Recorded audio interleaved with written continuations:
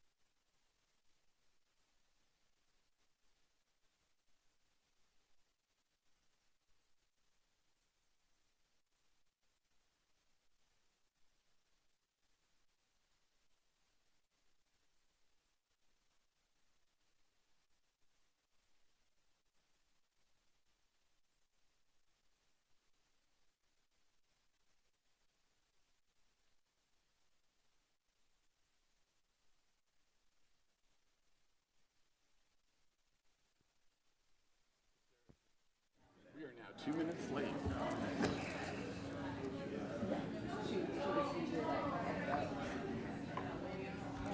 All right, here we go. Okay.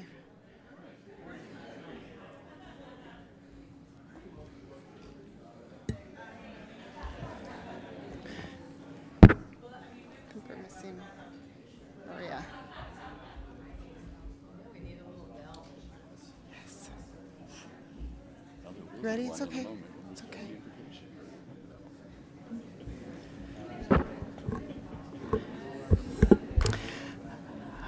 Okay, well, good morning, and welcome to the September 13th Oregon Tourism Commission meeting. To everyone that has joined us here today in Pendleton, and to those joining us through the Travel Oregon's Industry YouTube channel, thank you for taking the time to be with us today. Today's meeting materials, including the agenda and supplemental material, can be found on the Travel Oregon Industry website if you'd like to follow along. Commissioners, I would like to acknowledge that in holding a meeting today, we met all public meeting notice requirements provided by state law. Now, I'd like to ask the commissioners and Todd to introduce themselves, and I will start with Commissioner Pendleton. Good morning. My name is David Pendleton, owner of America's Hub World Tours. And first of all, I just want to say hello to my good friend Pat Beard, who has, as always, done an amazing job as I arrived in Portland, taking me around to many of the businesses and sharing a lot of what's happening throughout the region. So thanks, Pat. Good morning, everybody. Anna Maria Ponzi from A.M. Ponzi and Company up in the Willamette Valley. Great to be back in Pendleton. This is a return visit for me. My first commissioner meeting was 5 years ago, and this is where I was. And I don't think I've worn these boots since, but they feel really good. I'm glad to be back, and it's great to be with y'all. Thank you. Thank you. Commissioner Shepard? Good morning, Mia Shepard from Maupin, Oregon. Really fun to be here in Pendleton. I have to say the bull riding last night was really fantastic. And I go to the rodeo in Tye Valley, and I've told a couple of people, I'm like, the bulls in Tye Valley are nothing like those last night. Those were some, it was pretty incredible, but good to be here. Thank you. Good morning, everyone. Scott Youngblood from Benchmark Hospitality, the luxury and lifestyle division of Pyramid Global Hotels. With 4 beautiful hotels in downtown Portland, Oregon, we want to thank everyone in Pendleton for your hospitality this week. This is truly an amazing experience, and like Commissioner Ponzi said, it's just remarkable to be back here with you. Good morning. I'm Erin Stevenson from McMinnville, owner of the Atticus Hotel and 3rd Street Flats and Cypress. And I said yesterday at our briefing that coming to the Pendleton Roundup was a bucket list item for me. And wow, last night, Extreme Bowls did not disappoint. So fantastic. So I'm loving every minute and really appreciating all the hospitality. So thanks so much for having us here. Immediate past Chair Boyles. Good morning. Richard Boyles, president and founder of Merite Hotel Management, operator of 19 hotels in Oregon and Washington, with number 20 in sight. Maria mentioned that her first meeting was here in Pendleton. This is my final meeting here in Pendleton. It is great to be here and great to be back, and looking forward to attending the rodeo this afternoon. So, really happy to be here in Pendleton. So, thanks. Thank you. Lucinda DeNovo, Director of Sales and Events at the Mill Casino Hotel and RV Park, owned by the Coquille Indian Tribe, and Chair of the Oregon Tourism Commission. And nothing is complete without our CEO. Thanks. Thanks, Lucinda. Good morning, everyone. I'm Todd Davidson, CEO at Travel Oregon. I just have to add my very enthusiastic appreciation for last night's event. Care of the hospitality of the community has just been outstanding, so thank you for all you've done to help support our meeting here. The athleticism last night of both the riders and the bulls, pretty doggone impressive. And there's nothing like hearing 8-second clips of some of the best rock and roll ever made.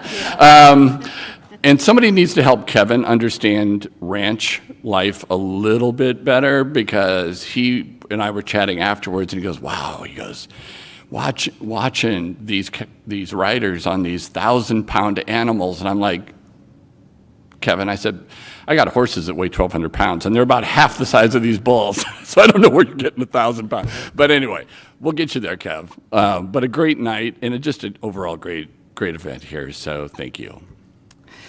We are without Vice Chair Willits and Commissioner Gremmels. They are traveling, so we hope to see them at our December meeting. Today, we have an opportunity to hear from stakeholders, partners, and public statements. If you plan on making those remarks, please sign in on the back, in the back of the room on the sheet provided. Before I begin my remarks today, I would like to say how honored we are to be on the Confederated Tribes of the Umatilla Indian Reservation. And I would like to invite spiritual leader and member of the Umatilla Indian Reservation, Elliot Godfriedson, to welcome us with an invocation to start today's meeting. If you'll all stand. I want to offer this song for you people to open up your hearts and your minds, as you continue these discussions today. If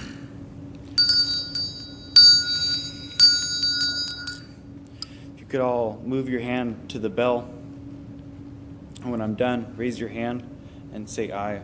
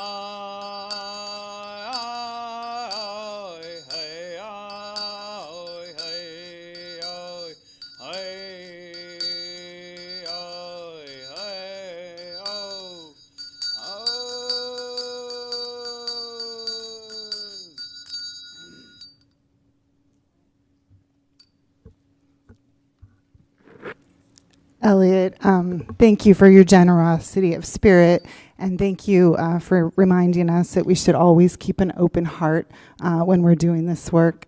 I don't know if it's appropriate for a round of applause, but that was so beautiful, so I would like to thank Elliot. Thank you, Elliot.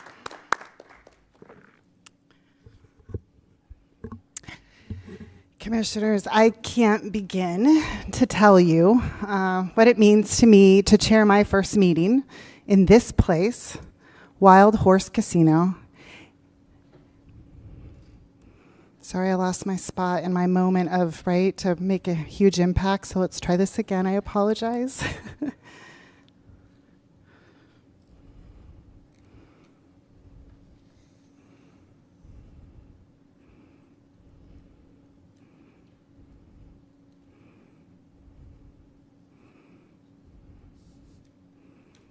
As I was saying, I can't begin to tell you what it means to me to chair my first meeting in this place, Wild Horse Casino, and on the ancestral homelands of the Cayuse, Umatilla, and Walla Walla Indians. Having worked for the Mill Casino Hotel and RV Park, owned by the Coquel Indian Tribe for the last 27 years, it seems serendipitous. And as we've spent the last few days in Pendleton and my recent visit to Temuscallet Cultural Institute, it's a reminder what stunning tribal tourism assets the 9 federally recognized tribes of Oregon offer us, and the significant contributions they make to their communities, the state, and rural Oregon. Last June, the Commission adopted a 10-year strategic vision that will guide our work applying the 3 lenses of economic prosperity, regenerative tourism, and racial equity. As part of that work, also a deep commitment to make sure that all voices are represented and heard. As I sit before you today, the first person of color and the 4th woman to be chair since the Commission's inception in 2003 is a true testament to this Commission's commitment to this work, a beginning of a new era of inclusiveness. My priority as chair over the coming year is to ensure that we are in community, we will have the opportunity to engage with the breadth of cultures, histories, and stories of Oregon. There are so many diverse landscapes and special places that make Oregon uniquely Oregon, and our Commission meetings will take place in rural communities as often as we possibly can.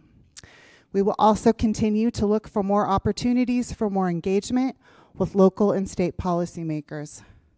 Lastly, the Commission will continue its work on communication and governance, ensuring as we move forward, there are practices in place that will help guide future commissions. I would like to thank my fellow commissioners for electing me chair. I recognize the trust you have all placed in me, and I will make sure to honor that trust.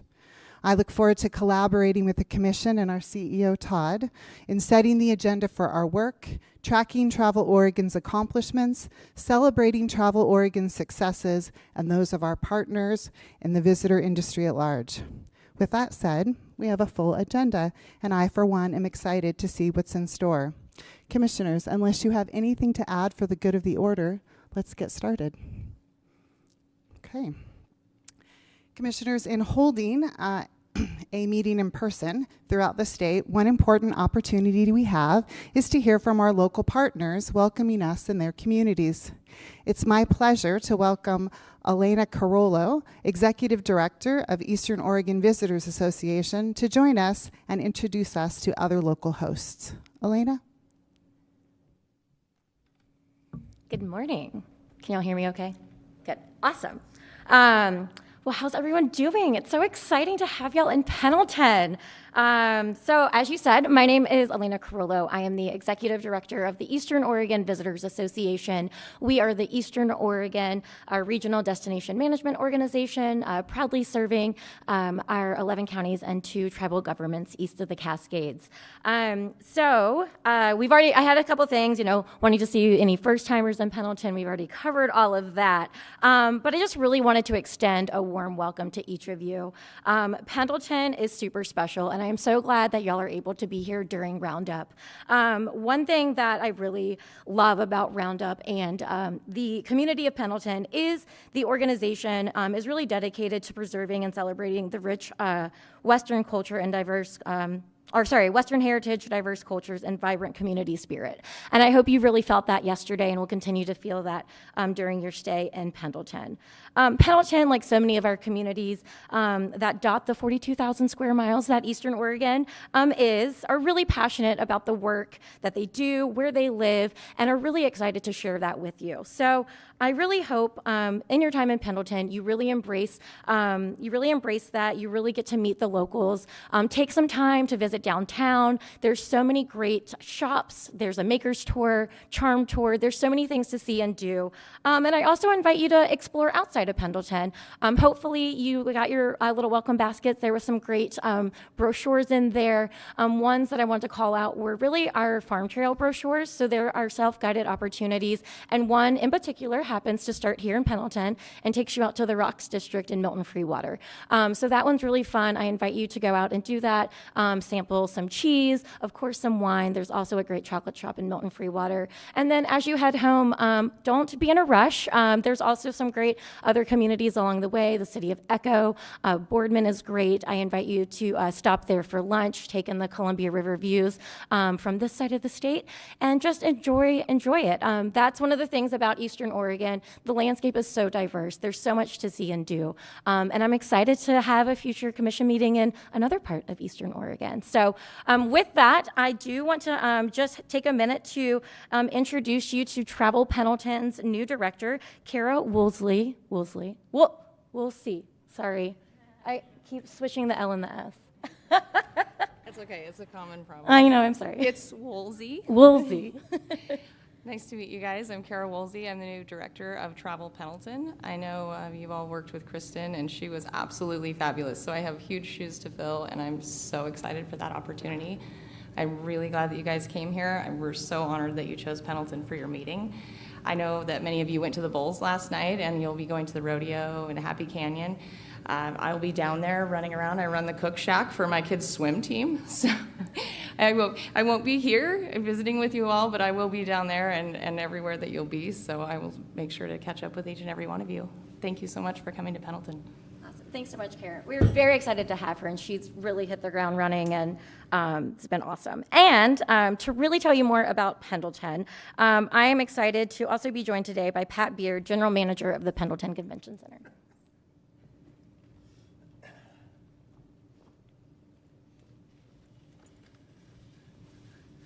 Good morning, Commissioners. Welcome to Pendleton. It's such a wonderful feeling walking in this room and seeing so many faces that I have spent time with, and it's good to see you all again. The first 50 years of my life, I spent horseback in places like the Pendleton Roundup Arena competing all across the United States, and then I had the very good fortune of being pulled onto this magic carpet ride of tourism. And I've never looked back. I love it. I love the inclusiveness. I love the power of what it can do for communities. And when you boil it down, it's little more than energy and hospitality. And any community can engage in it. And that's what I love about it.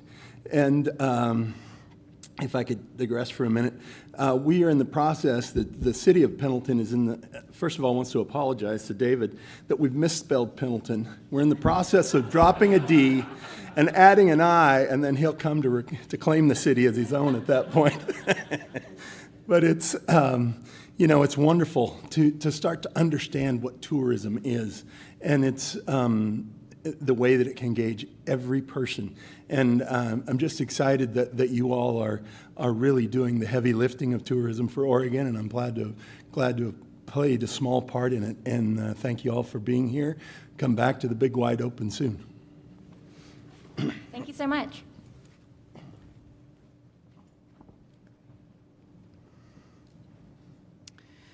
Commissioners, on Friday, September 1st, the commission meeting notice was posted to the commission meeting website.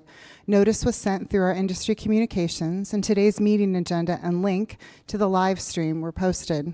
Today's opportunity to hear from our stakeholders and partners is really an invitation to our partners to provide us with information, updates, and constructive thoughts regarding Oregon's travel and tourism industry. I'd also like to remind everyone that a comment form lives live continually on our industry meeting page, should there be an opportunity that people want to provide thoughts or insights. No comments were received ahead of today's meeting. So with that said, we will move on to commission business. Commissioners, I'd like to confirm that everyone did receive and had a chance to review their commission packet, including the financials which were posted to the meeting page. Yes. Okay. As you know, following our June meeting, immediate past Chair Boyles and I sent out the governance documents out for your review. Vice Chair Willits and I were able to touch base with some of the commissioners, with all the commissioners except for Commissioner Shepard, I apologize, Mia, on those documents. And we have received some proposed edits and additions from a few of you. We do plan to send those documents out for your review in the next month with the intention of getting consensus at our December meeting. We will now move on to a financial update. I would like to thank Vice Chair Willits and immediate past Chair Boyles for reviewing the financials with me, Todd, and Kathleen prior to the meeting. Since Vice Chair Willits is not in attendance for today's meeting, I have asked immediate past Chair Boyles to give the financial update today, really because I wanted to be able as chair to boss him around once. So this is a great joy for me. Mission accomplished, Chair DeNovo. As you said, we met and reviewed the financial statements. Those financials for 2023 were included in our commission materials and have been posted to the industry website. Let's see. So, final 2023 transient lodging tax was at $40.8 million, as stated in that report. That's 107.3% of the $38 million budget that was amended in December of 2022. Compared to fiscal year 2022, fiscal year 2023, TLT was up by 14%. Compared to fiscal year 2019, fiscal year 2023, TLT was up 21%, and that's after adjusting for the change in the tax rate that occurred a couple years ago. The $2.8 million in unanticipated revenue is attributed to calendar year 2023 and allocated per statute, with 20% going to implement the RCTP program and 10% for the competitive grants program. RCTP program fund distributions are based on a calendar year pro rata share calculations, so these unanticipated funds will be included in that January calculation. So back to you, Chair DeNovo. Thank you. As we also mentioned in our June meeting, we have added an additional member to the Finance Committee for more commissioner engagement. So we will need to fill those two positions. So if commissioners are interested in serving on the committee, please reach out to Chair Willits. We will be conducting interviews in October. Todd, I don't think you have any other comments to make about the financials. So commissioners, I will ask if you have any questions about the financials. No? Okay. We will move on to approval of minutes. Has everyone had the opportunity to review the June minutes, and are there any questions or comments? If there are no questions, I will take a motion for approval. I move for approval of the minutes. Okay, we have a motion and a second to approve the June minutes. All in favor say aye. Aye. Opposed? Okay, motion carries. The June 12th and 13th Commission meeting minutes are approved and will be posted to the Commission section of the Travel Oregon Industry website. We will now move on to an update on the CEO evaluation. Each year, the Commission completes a review of the performance of the Travel Oregon CEO. As stated in my remarks yesterday, immediate past Chair Boyles and I looked for ways to make the CEO process more efficient. Past practice was to select a review committee, and each commissioner was tasked with completing a 360 review and were given the results of the staff industry 360 review. Members of the review committee were then assigned to conduct 3 one-on-one interviews with commissioners, and the review committee met with the CEO to conduct the performance evaluation. Going forward, we have changed this practice, which we did yesterday, eliminating the one-on-one interviews with commissioners, instead choosing to go into executive session, which we did yesterday for the purpose of conducting the CEO's performance evaluation. We believe this is a much more efficient process and allows the commission to meet as a full body with our CEO. The process to inform the review was led by myself, along with Vice Chair Willits and immediate past Chair Boyles. We again sought input from the statewide stakeholders, tourism professionals, Travel Oregon staff, other agencies, and of course direct input from the Tourism Commission themselves to discuss action and review. We are pleased to report on the consistent enthusiasm and appreciation for Todd's work shared by the Commission and the industry, and as a result, he will receive a 5% merit increase added to his salary. Commissioners, do you have any comments or questions about the CEO evaluation process? No? Okay. Since there are no comments, we will move on to reports and updates, and I will turn this program back over to Todd. Beautiful. Commissioners, we have a great variety of reports and updates that we want to bring forward to you today, touching on various aspects of the work that we do internationally, domestically, and also in the public policy space. So as we discussed a little bit yesterday, for me it's important to have you hear directly from the staff that are the subject matter experts in these areas. They are often the boots on the ground and will often engage with industry partners and colleagues to also assist and support in some of those presentations as you've seen in the past. Today is no exception. And so the first presentation that we're going to bring to you today is an update on some of our key international markets.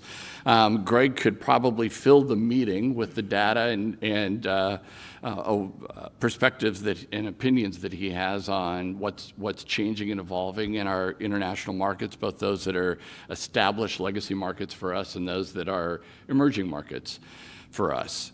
One thing I know, and we talked about this a little bit at a previous meeting, that for the growth that we saw in visitor spending in Oregon in 2022, where we went from roughly 10.6, 10.7 million in 21 to 13.9 million in 2022, where we traditionally have had about 12% of visitor spending be generated by international visitors, it was 5 to 6% in 2022.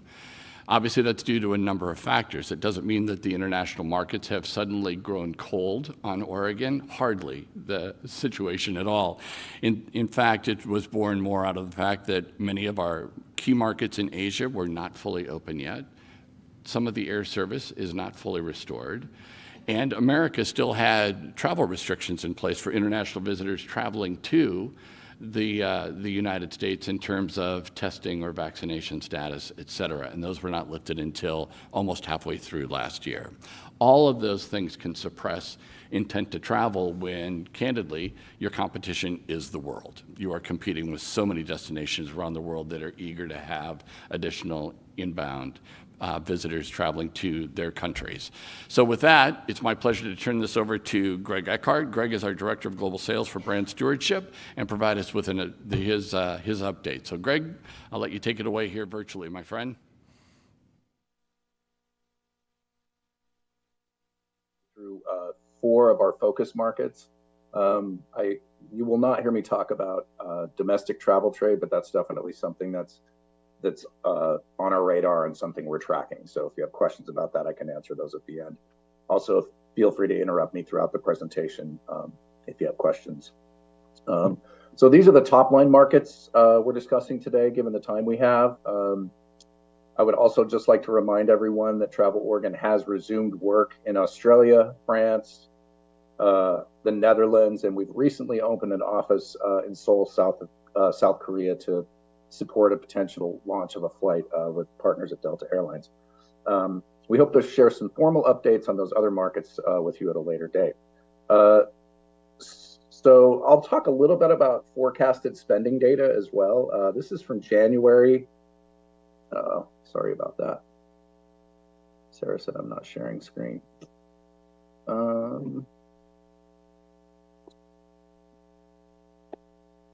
Sorry about that. So these are those markets that I referenced: Canada, Germany, Japan, UK.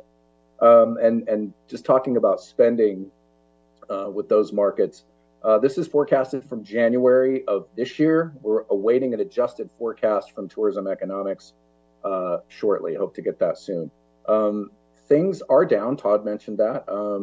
Canada for 2023 is forecasted at about $203.5 million in spending.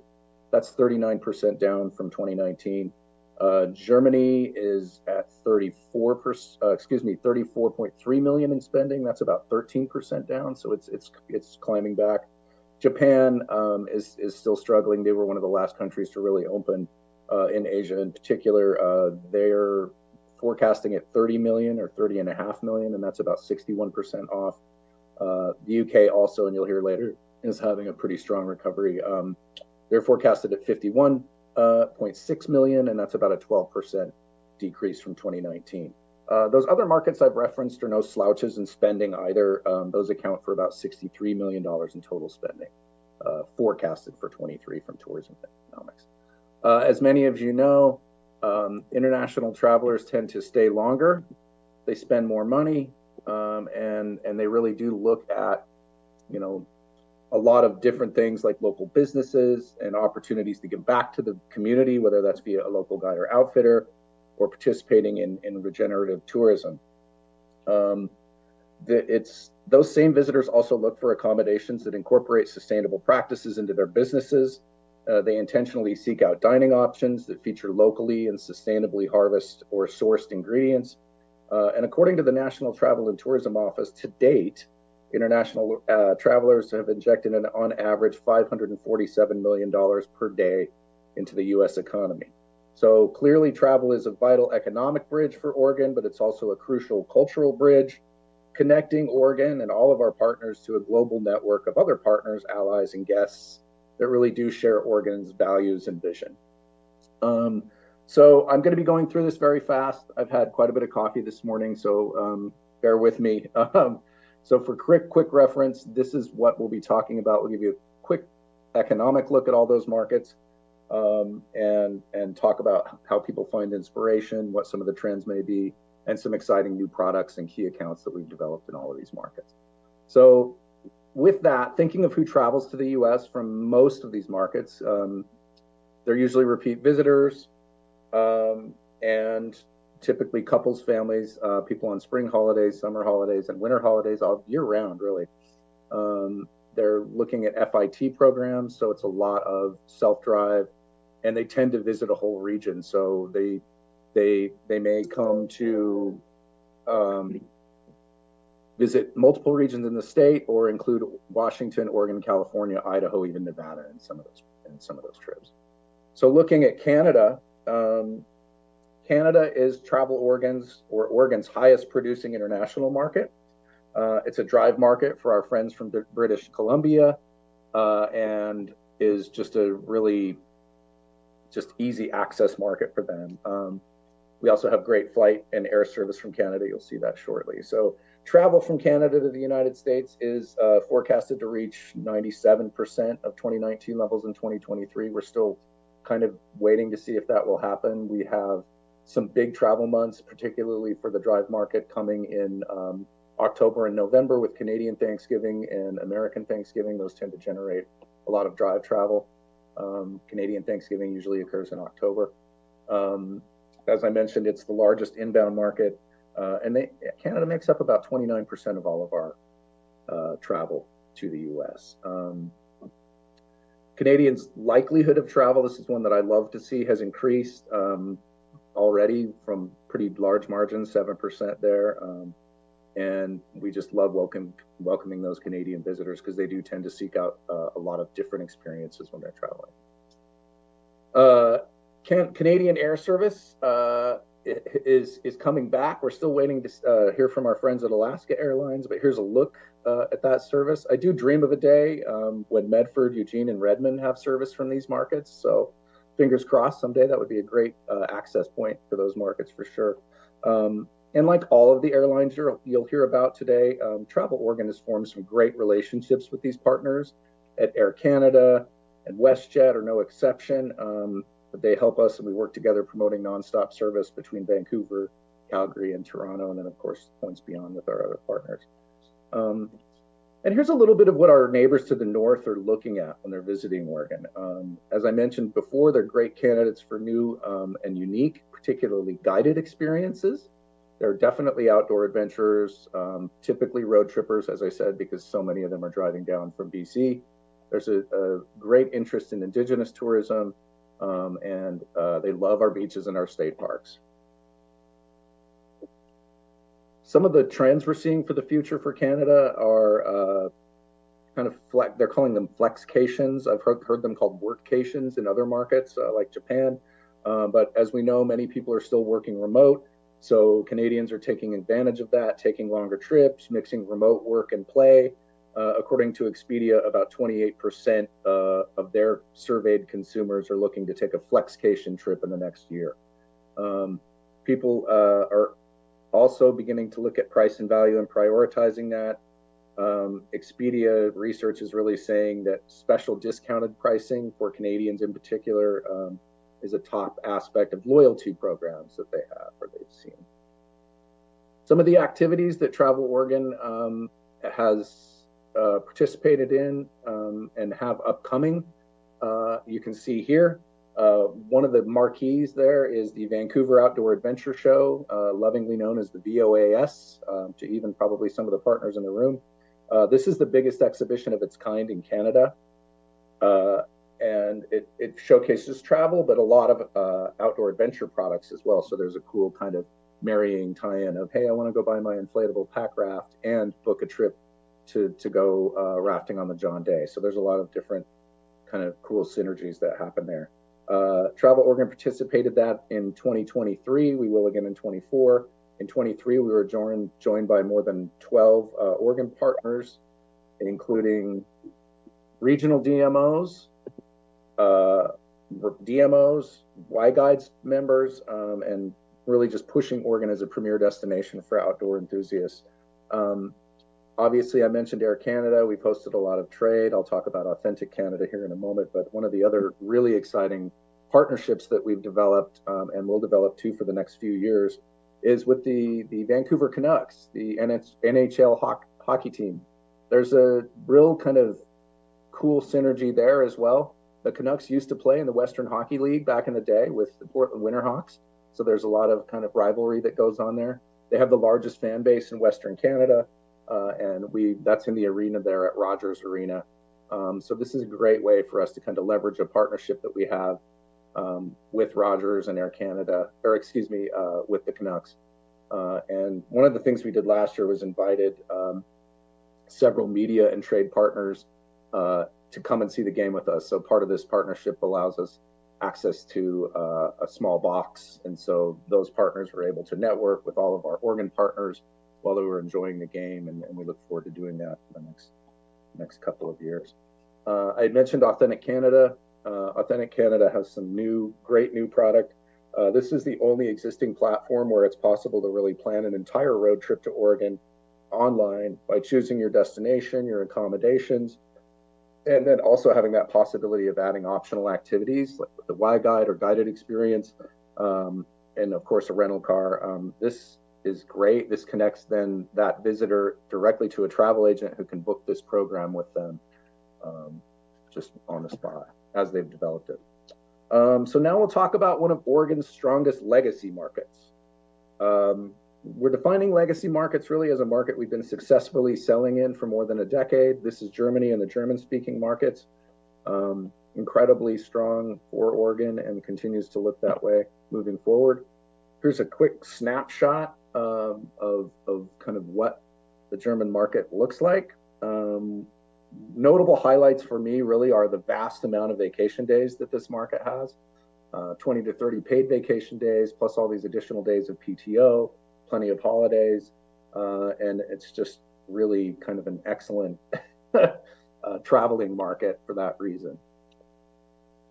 So how do those folks get here? Germans get here with some great connections to PDX from Germany and Europe. As many of you know, Icelandair also offers excellent low cost and convenient connections to the US from Europe, Condor offering their seasonal service. And then of course, very happy to have the transoceanic service back with Amsterdam to Portland and a great connectivity point there to Central and Northern Europe. So what are these intrepid travelers looking for when they're visiting? They're looking for pristine destinations. They're looking for small town America and some of our marquee cities. Unspoiled natural landscapes are incredibly important for these guests. Iconic features like national parks and sites. Bucket list attractions, of course, are important, but it's really finding hidden gems that are kind of away from mass tourism that these visitors are looking at. They get their information and inspiration from a variety of sources. Print and newspapers are still pretty critical. Less so, a little bit social media. Social media is growing with Gen Z in that country. Some of the largest growth rates we're seeing are with podcasts. I'll talk about a really cool podcast program that we recently concluded and have been awarded for in the UK that this will also port over to Germany. So that's a great way to inspire those customers. These guests are also very careful planners. So there's, again, a lot of sources where they're looking. So maybe not just one source, maybe multiple. And here are a couple of things to consider for the future. Germans are really looking for flexibility in their booking procedures. They want safety like everyone. Authenticity is incredibly important. Sustainability is becoming increasingly important. And that will factor in, and you'll see that actually in something else we'll discuss here in just a moment. So these are the key tour operators that Travel Oregon has been working with in the German-speaking markets. All great clients with some incredible product throughout Oregon and with large, loyal customer bases. One that I would probably point out in particular right now is CRD. CRD has a partnership with ADAC. ADAC is like AAA for Germany. They have about 20 million members, and it's just really given us an opportunity to develop some cool product with them. One things that we've done is we've added an all EV self-drive tour. In fact, that group arrives on Friday. So we'll have 6 different cars traveling in EVs around the state to launch this brand new, first of its kind electric vehicle trip for ADAC, so their 20 million members can look at that. These accounts that we're talking about right now, they're really interested in they're seeing fewer number of trips booked, but higher sales volume. So quality over quantity is something they're very focused on. That's definitely fallen in line with this ADAC product. And it's just an incredible shift to see people going, okay, we can book fewer trips. We're making a lot more money here. And as you can see, some of these trips are incredibly long. We're still awaiting to see what the final ADAC product will look like post-FAM, but I imagine it will be at least 10 days, if not 15, or 16, excuse me. And then hot off the digital presses is a new product with True America. Again, this is that 16-day Oregon-only fly drive trip. Includes every region of Oregon and just an incredibly great, extensive product for Oregon.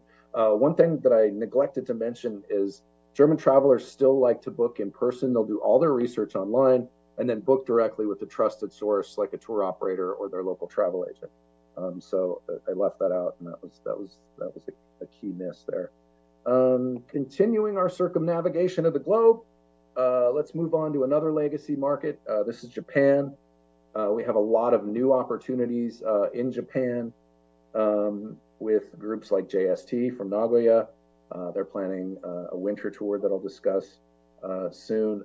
And then it's all positive news. Stock prices are looking good. We're still dealing with an unfavorable currency exchange in Japan, and that's That's really probably one of the largest barriers. And there's still quite a bit of post-pandemic jitters or self-restraint related to travel. That said, there still are a lot of opportunities despite these challenges. We are still in a, pardon the pun, holding pattern on our Haneda to Portland service. The Western US, though, does have plenty of options to access Oregon by air.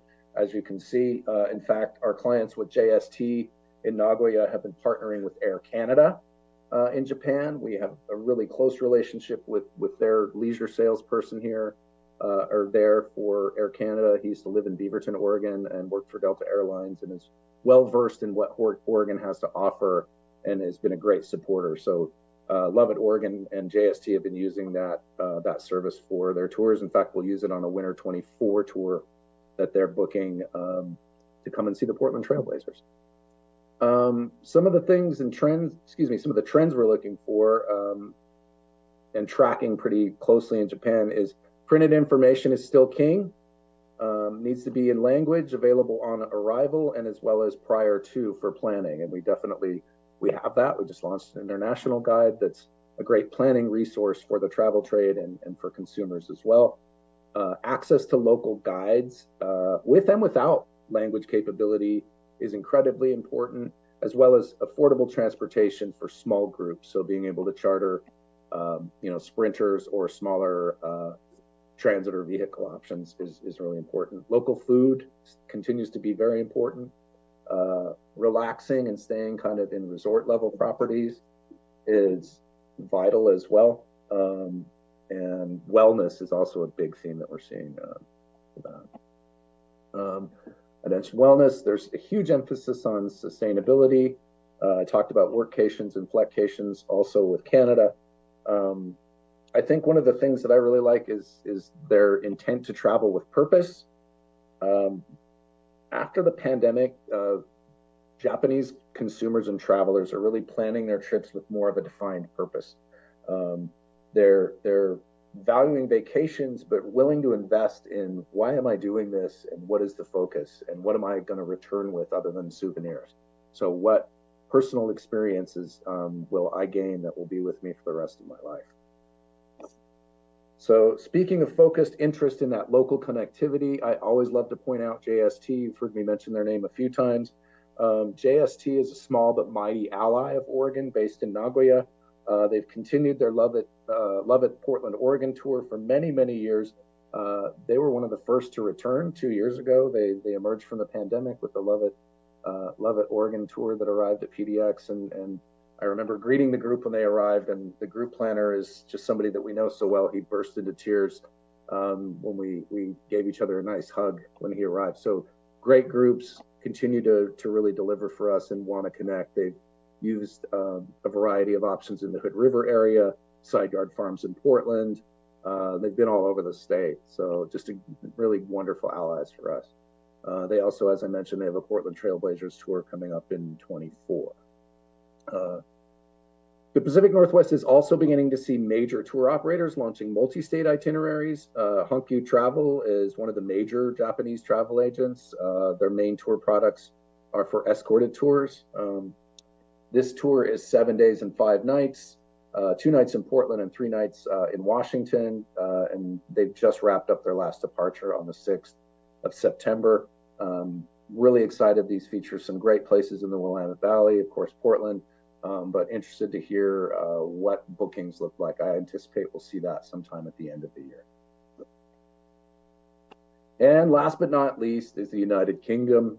They really are paving the way for Oregon's recovery of global overseas travel. Lots of news there. I'm sure you've all seen it. Maybe you were forced to watch the coronation like I was with the new king. So a lot of great news in there. Still dealing with, though, some lingering currency exchange issues, just like we've seen in Japan. But we're not really afraid of that. UK outbound travel figures are estimated to reach 86.9 million people by 2024, surpassing that 2019 number of 84.7 million. UK right now does remain the #1 international market after Canada and Mexico. And intent is staying strong despite all these challenges. British travelers are intending to stay longer, taking bigger group trips, and they're spending more. So we're seeing a very similar pattern there that we've seen in Germany that's focusing on that quality versus quantity aspect. So starting with the great success story, the BA service is performing well, with many tour operators reporting their leisure clients are booking first-class fares for the first time. So they're using their dollars that they've saved during the pandemic and beyond that to book first-class tickets when flying to Portland. And we've identified some great sales opportunities with BA and BA Holidays coming up next year, and in partnership with our friends at Brand USA. So looking at some trends there, the tour operators that we've talked to really are reporting that pent-up demand, looking for a trip of a lifetime. Sustainable tourism is growing. There is interest in launching the EV product that we launched we're launching in Germany there as well. And same story, I'll repeat over and over, booking values have increased. So looking at higher revenues as opposed to mass tourism that way. These are some of the key tour operators we're talking with in the UK. This is all or a lot of the Oregon product they feature. Many of it is all Oregon. And we're excited to be working with these partners. We've partnered with Trailfinders on some really cool programs most recently. These are some of the luxury tour operators we work with. One of note for me, or two of note for me, are Scott Dunn and Red Savannah. Out of the UK, they're offering holidays, or they're telling us their holidays start at about £250,000 per booking. That's about $315,000 US. So as I said, that kind of value for them is just booking fewer trips and making more money on fewer trips. So it's wonderful to see. We've had some great success with print and alternative media in the UK, specifically the Hidden Trails of Oregon podcast. You heard me kind of reference that when I was talking about Germany. The Hidden Trails of Oregon podcast is amazing. If you haven't heard it, please listen to it. The podcast recently won an award at the Visit USA Media Awards in London in July. Aaron Molar is a pretty amazing guy and had some incredible experiences throughout Oregon. And planning on this project started in 21. And our team here and in the UK really worked tirelessly to get this comprehensive kind of sales and marketing strategy going with it. So America As You Like It was selling a Hidden Trails of Oregon program on their website. And so it's just been an incredible way to market that program. I'd be remiss if I didn't say this project wouldn't have happened if it weren't for some incredibly amazing leadership and teamwork led by my colleague, Gabriella Lindquist. She's a Travel Oregon teammate, as I mentioned, and she threw her heart and soul into this project, and it shows. And last month, there's Gabriella there on the screen at Esto, but last month, Travel Oregon and this series took home some hardware at Esto, winning a Mercury Award for Best Film or Podcast Series. Excuse me. Incredible opportunity and just a great way to share the Oregon experience via those downloads and that audio content. If you haven't heard it, as I said, please check it out. We're translating that into German. We have similar plans to launch with a tour operator there. That's all still in the works. So stay tuned on that. Hopefully I'll be reporting on that sometime early next year. And then rounding it all out, in July, Travel Oregon, in partnership with Brand USA, once again returned to the prestigious Royal Horticultural Society's Hampton Court Flower Show, taking home a bronze medal for our Oregon garden. You can even see some grapevines there. Despite some heat, they did all right.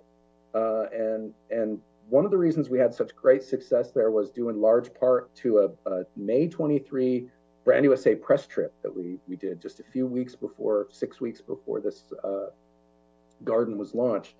And it was a great trip. It included Southern Oregon, Crater Lake, the Willamette Valley. One of the neat tie-ins for us was the opening day of the garden, our friends at Brand USA were able to source Sokolblosser wine and serve that wine at their reception. We took those media to Sokolblosser Winery for their very first visit, or their stop when they arrived in the valley. So it was just such great synergy and tie-in to have those two together. All great news from around the globe with a lot of possibilities on the horizon. Thanks again for your time today, and thanks for your support of our international markets. Thank you, Greg. Great presentation. Commissioners, any comments or questions that you have for Greg while we've got him here? Greg, you know, we can't let you off that easy. Oh, thanks, David. Okay. You know, first of all, I want to say a great, presentation. Appreciate the update. I've been fortunate enough this year, you touched on the German market, and I know you have an incredible staff over there helping you as well. I've seen, actually I've talked to many businesses throughout John Day and Roseburg and the Dows, Burns, over near Crater Lake, who have had many German visitors come in, and I've talked to many of those visitors as well. So I know we're having incredible impact there. But, it's the timing. I think you mentioned it's about 12%. 12% of our revenue is from that international market. And there's a lot of work that's being done on your 4 targeted regions right now.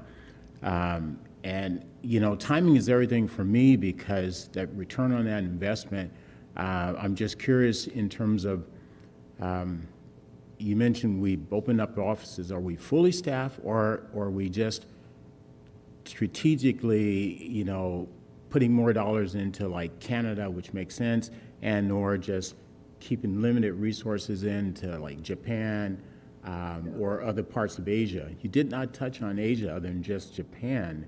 And I'm just curious, are you doing additional work there as well? What does that look like? Because that's a market that has impacted the entire United States tremendously.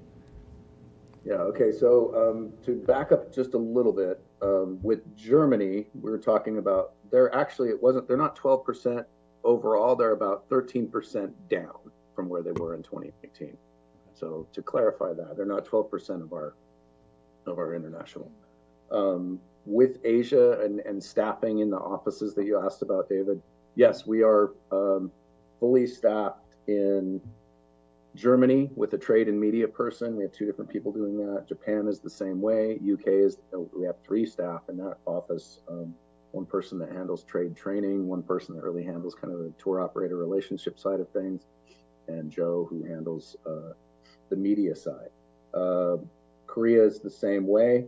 Australia, France, and Netherlands are really part-time contracts right now as we get things moving forward. And then in Canada, just because of the landscape we see there, we really only have a media contractor. Trade is something that's manageable by our staff because it's a different landscape. It's very much focused on OTAs, and so a lot of what we've done with trade in Canada is really marketing through Brand USA with Expedia and other online travel agencies. So the big focus is on the big tour operators? In Canada, there's not that many, like just standard tour operators like you and I are used to, or everybody's used to. So the focus there right now has been, but we have smaller clients that we work with through NTA. Some of those being Wells Gray Tours is a big one. Destination Canada, Anderson Vacations, Sun Fun Tours. We're working with them through really different channels. We work with them primarily through the trade association NTA. Commissioners, if I may, just real quick, a couple of points of clarification, drafting off what Greg just shared.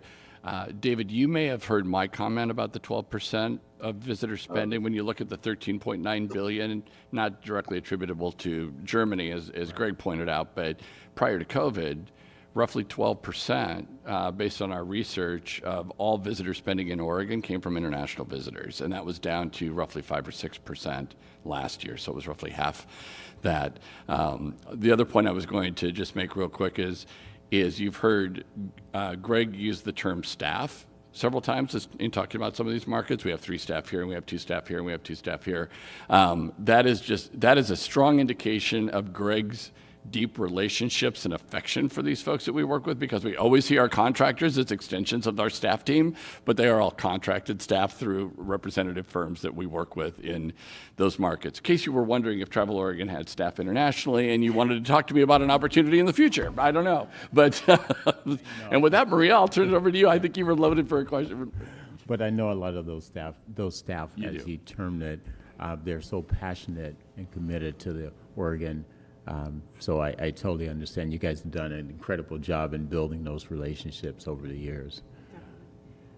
Thanks, Greg, for the report. I was wondering if you could give us a kind of temperature on what's going on in Scandinavia. They've always been nice, high-value travelers with lots of time off as well. So what's going on up north? Oh, that's a good question. Right now, we're not really at a resource perspective to be looking at Scandinavia. We have a couple of opportunities in the pipeline that we're considering. One is in Denmark, but right now, to be honest with you, Maria, I don't know what the temperature is. I just know we have some opportunities, and if we do get involved with those, I'll have a better sense of what's happening, or Lorna will have a better sense of what's happening there. Great, thank you. Yeah. Greg, thank you so much for the update. I find it fascinating. I'm a data person, so I love all the numbers. This is great. I'm really curious to hear how Oregon compares to other states in terms of the decline in the international market. Are people coming back to the United States, but they're not just coming, they're just not coming to Oregon? Or how are we compared to our peers in this arena? Yeah, so I'd say, I mean, we'd probably call that a comp set, right?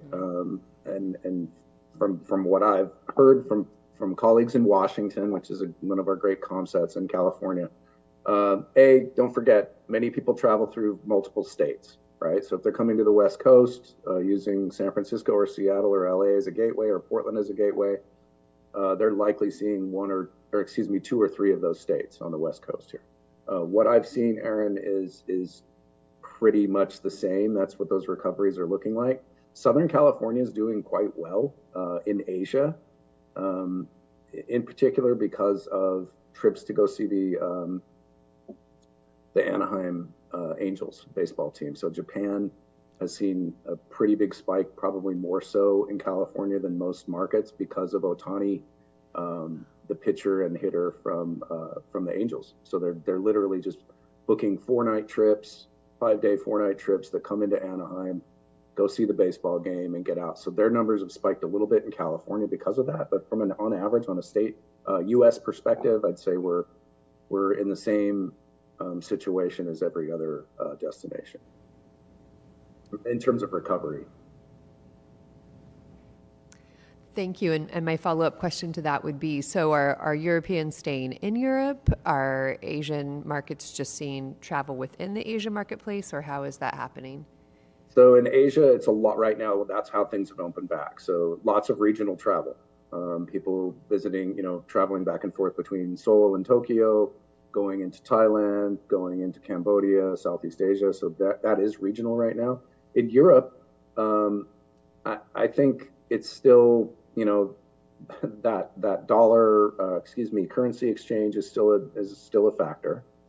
As Todd mentioned, borders, it was just difficult to get in and out for a long time. This will be the first, I think 23 will be the first real barometer of what recovery looks like.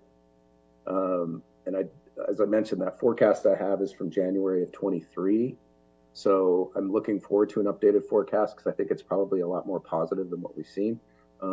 Europeans, from my perspective, are traveling. I mean, when I've interacted with them on one-to-one, just consumers, like at the flower show, a lot of people traveling internationally, not always to the U.S., but the demand is there. What I heard a lot of there was a lot of people going to the Middle East from Europe. I was seeing so just different options that are out there. Those markets in particular too have invested a lot of money in marketing to consumers in Europe. In the UK in particular, I've seen a lot of marketing coming out of the Middle East. Thank you. Yep. Hey, Greg, it's Scott. Scott? And this is an embarrassing question to the extent that I feel like I should already know the answer, but the data that we collect from tourism economics, how granular does it become geographically for the USA? So for instance, the statistics that you were talking about, Canada down 39% relative to 2019, Germany 13, Japan. Are these national statistics? Are these statewide statistics? And how finely can we parse this information? The most granular I can get with that is what I gave you. I should have mentioned that, Scott, is statewide. So that's, I do have the statistics I provided on spend are statewide. Thank you. I can't get any, they haven't shown me anything that's deeper than that. They have some other data that they show us that shows activities like, cultural institutions, culinary tourism, but those are regional. So it's really, that's tracking the whole West Coast. And so when you say that you're awaiting adjusted forecasts from tourism economics, forecasts, obviously, that's forward-looking. Will they make state-by-state projections for us, and how often do they update those? Well, typically they've updated it for us. It seems like twice a year is when we get updates on those forecasts. We've had some turnover there with our typical account person. Y'all probably remember Jeff presenting at the commission meetings in the past. He's moved on to a new role, and so we're kind of dealing with that, but usually about twice a year. Thank you. And lastly, you were talking about Authentic Canada and cited Authentic USA. I'm just categorically unfamiliar. Is there an elevator pitch on what this platform is? Yeah, so Authentic Canada, Authentic USA they're kind of an aggregator, but they're a wholesaler for travel agents. So you can go in, you can plan your trip, your Oregon trip, or wherever it may be in Canada or North America, or USA, sorry. And then what that does is it builds a trip for you, aggregates all of it, and then what's populated in there is rates that offer commission and wholesale pricing, et cetera. And then when that trip is done being built, it pushes you out to find you an agent to help you buy that trip. Super cool. Thank you. Does that answer that? Yeah. Okay. Greg, I don't want to take up too much time, but at some point I'd love to get some update on what Mexico or the Indian market looks like for Oregon. Yeah, that's something I want to do in the future. I don't have any data right now to support much of that, but our partners at Brand USA, who we look to a lot when it comes to reopening or opening new markets, they've got a lot of activity planned in Mexico. I know they have a sales mission forthcoming in India as well, and that's something that we're looking at, David. Because all indicators point to, we know and we've heard and still hear that the middle class in India is growing exponentially, and people are wanting to travel. So we know it's there. We're tracking it. Again, it's kind of like Maria's question. It's a question of human resource and resource. Mm-hmm. That's why we rely on Brand USA, because they give us that additional human resource that we can't always have. Any other questions or comments at this time? What I will tell you, what I'm hearing is a great deal of interest in our international markets. And Greg, there will be an encore performance, I can tell you, in your near future. Certainly based on the great questions that were brought forward here today. So thank you for your presentation. I just want to acknowledge not only Greg's presentation, but you've heard me speak to the staff's presentations overall, but specifically when you look at what Greg just shared with us. First and foremost, these presentations are always about our accountability to you. The Commission adopts a strategic plan and a budget for the biennium. We perform against that and report back to you as a form of accountability. And what you heard from Greg here in terms of what, it's a little bit of why we do what we do and where are we doing it, and then what are some of the results that we're seeing already, and tracking that data. I'm like you, Aaron. I'm quite a data geek, so all in on that. So there's that first and foremost, but there's also a way to bring a presentation forward, as Greg just did, in a way that brings tremendous informational value to our industry colleagues. And that's an appropriate role for us at Travel Oregon, is to make sure we're communicating out both our work, but also what we've learned and what we know, what the trends are, who we're working with. So Greg, I just want to thank you again for the presentation you brought forward today. You did a beautiful job. Thank you, my friend. Thanks, everybody. Drive safe. Have a good time. Commissioners, on our agenda for right now, we are running a little bit ahead, but I'm going to go ahead and stick to this component on the agenda, and that was for us to take a brief break.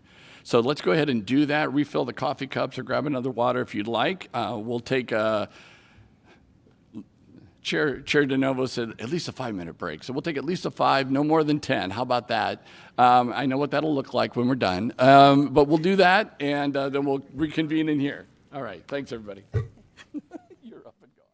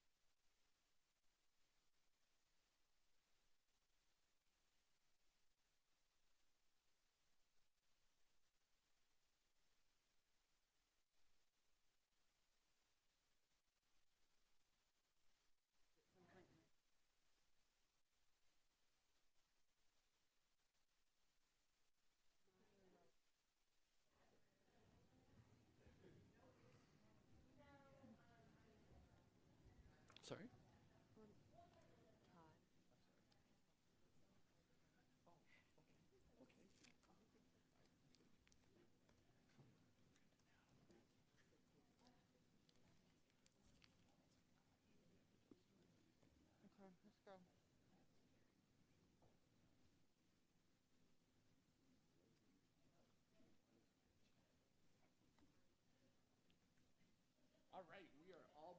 So let's go ahead and reconvene. And commissioners, I would ask you to join me in welcoming Katie Clare, who is our Marketing Services Director, and she's being joined by Anthony Holton, who's a member of our Wyden and Kennedy team, to provide us an update on our latest advertising campaign. So Katie, I'll turn it over to you.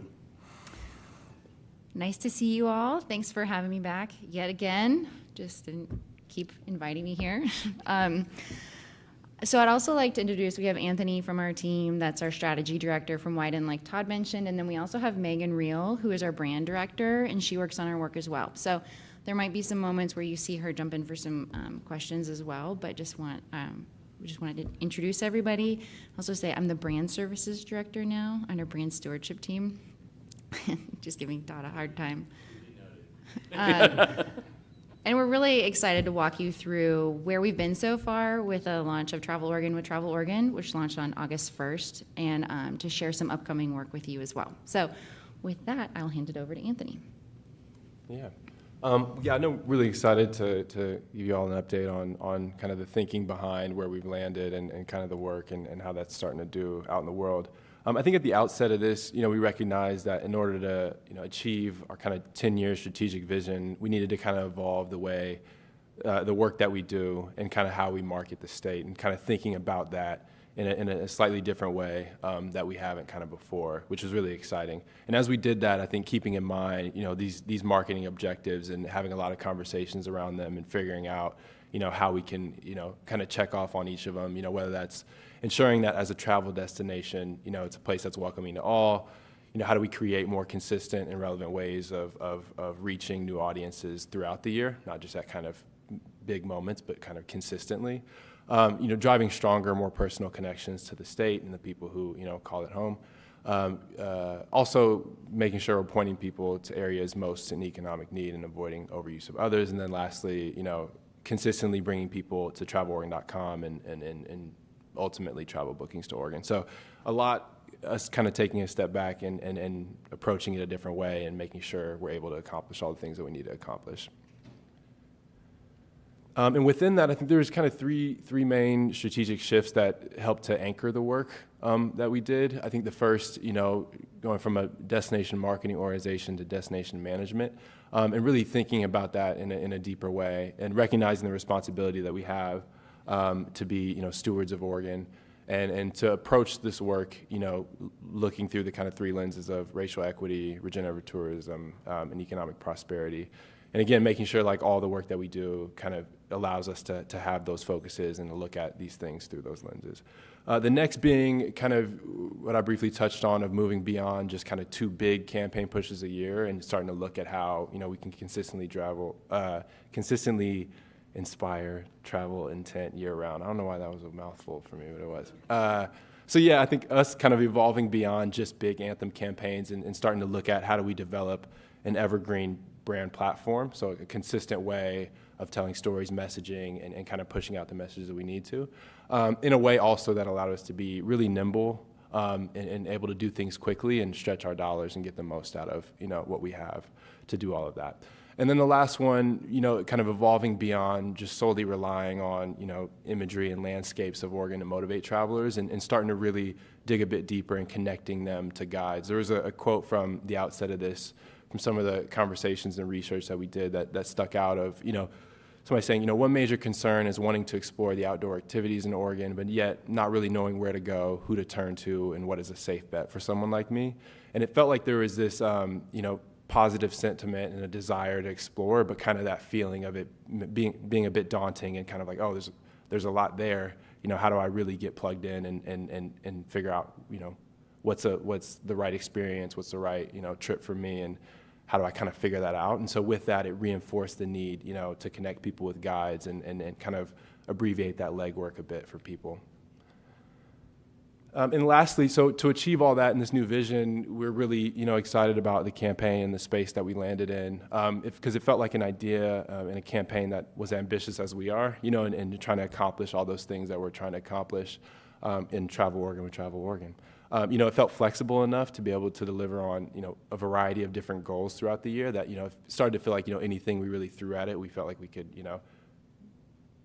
it could lead to something great. Also recognizable, so something that could feel consistent and like a cohesive, kind of clear story, across tone, look, and feel, that it didn't feel like there's disparate things going on, but like, oh, it's kind of all in this same world that we're playing in. And that was really recognizable and memorable for folks. And then I touched on it before, but something that felt nimble enough so that, we weren't requiring, we could do things quickly, be timely with it, and create more creative, more efficiently, just tell more stories and be able to touch on the things that we want to when we need to.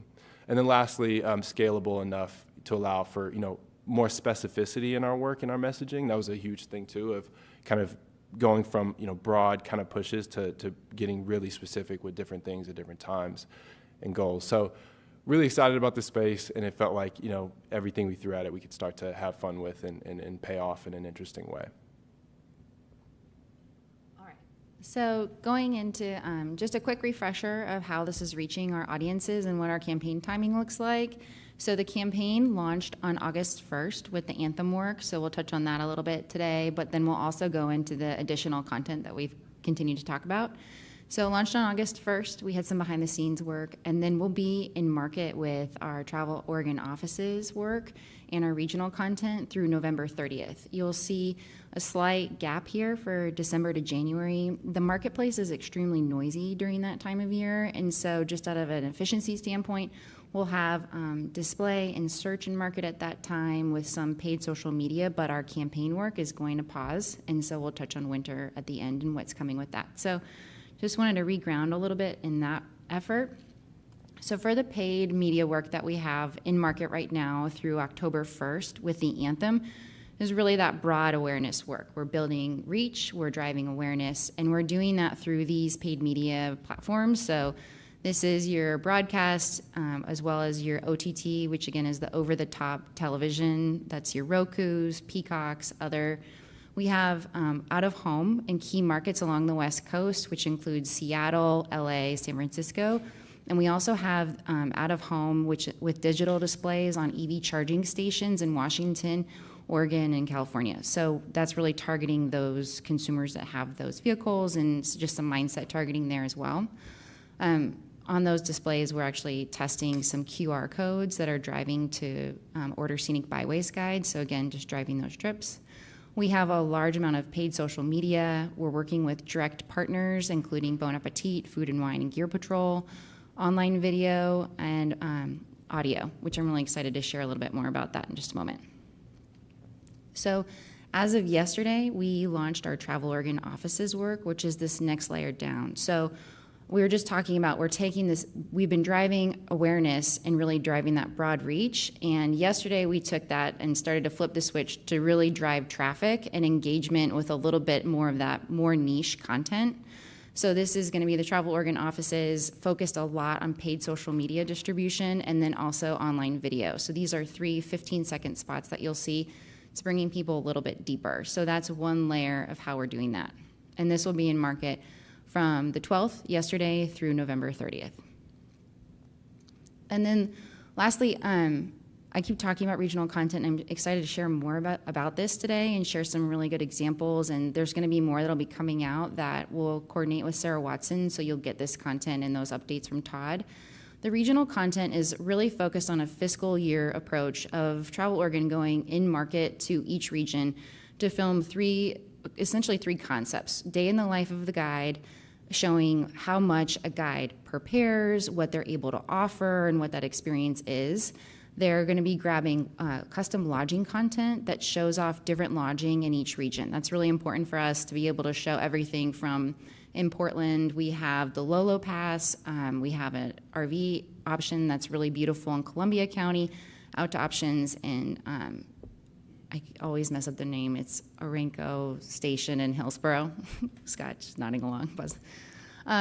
So we're able to show really wide breadth. In Eastern Oregon, we're actually filming this week. I'm really excited for those experiences. We're going to be filming at Steenge Mountain Ranch. We're going to be doing a day in the life of a guide of a horseback adventure that goes multiple days, filming that. We're going to be filming the lodging content there at the Moto Lodge, and then also at Boardman. They have these beautiful, it's the River Lodge and cabins. There's like absolutely gorgeous cabins, which I totally recommend to everybody, that they're just a great spot right off of I-84. So we'll be filming that lodging content, and then we're also filming what we're calling PSA, but it's really more of an informative vertical video content that shares information directly from the guide about either the best ways to visit a destination or things that you should consider about your trip. So that when we're talking about the regional content, that's something that we're filming consistently throughout the year, so we'll have seasonality, we'll be able to reach all of our regions, and then we're also having quite a bit of paid media behind that content as well. So just kind of showing the different ways that we're stepping down to get more specific with this campaign and why it's like we had to build the ecosystem for it all to live under. So we're filming that right now, and then we're also capturing stills that I'll show you some examples of how we're using that for it's based off of the Meta platform, but it has different ways that we're able to engage the audience. So we have over 100 pieces of curated and developed content for this campaign, so it's figuring out all the different ways to plug it in. Lastly, just a reminder, we're in Oregon, Boise, Seattle, Spokane, LA, San Francisco, and Vancouver with this work as our primary markets. Our opportunity markets are Dallas, Houston, Phoenix, and San Diego, and then we're testing some options in Chicago as well. All right. So how are things going, right? Our Anthem work serves as the way to really introduce the brand idea with Travel Oregon to our audiences and establish this foundation. So I've said it a few times already, so we'll say it again, though. I'm just going to be walking through some of the layers. So there we go. So to bring this experience to life, we created the landing page for this campaign, both in English and in Spanish, where active adventurers can immerse themselves into the uniquely Oregon world of these sidekicks. So potential travelers, they can watch the long form video, and they can also get to know our sidekicks better by finding their profiles and getting their recommendations of both where they're from and their trip recommendations. So you can see here it goes down there for Kayak X top picks, for instance. So continuing to drive to that deeper content. And because we're asking travelers to go and experience Oregon with a guide, I'm going to play this as well so you can see this. We're highlighting a range of guides from the Oregon Tourism Information System. You'll hear us refer to this as OTIS. It's our database where we have all this information on the landing page. So whether you want to go wine touring with your friends or rafting, these easy-to-use filters allow you to find a licensed guide that can facilitate that experience. And what you're seeing here is how we're navigating through kayaking to get to this really amazing experience of on Wallowa Lake of paddling, and then you can also see how we have the curated guide listing that also includes TripAdvisor. That is a partnership, so you can see those reviews on site. So the inspiration of the sidekicks in our campaign video position Travel Oregon as this invaluable resource to travelers, because once they're on the website, we're able to share the inspirational, informational content about how they can experience Oregon and how much our guides and experts bring to that.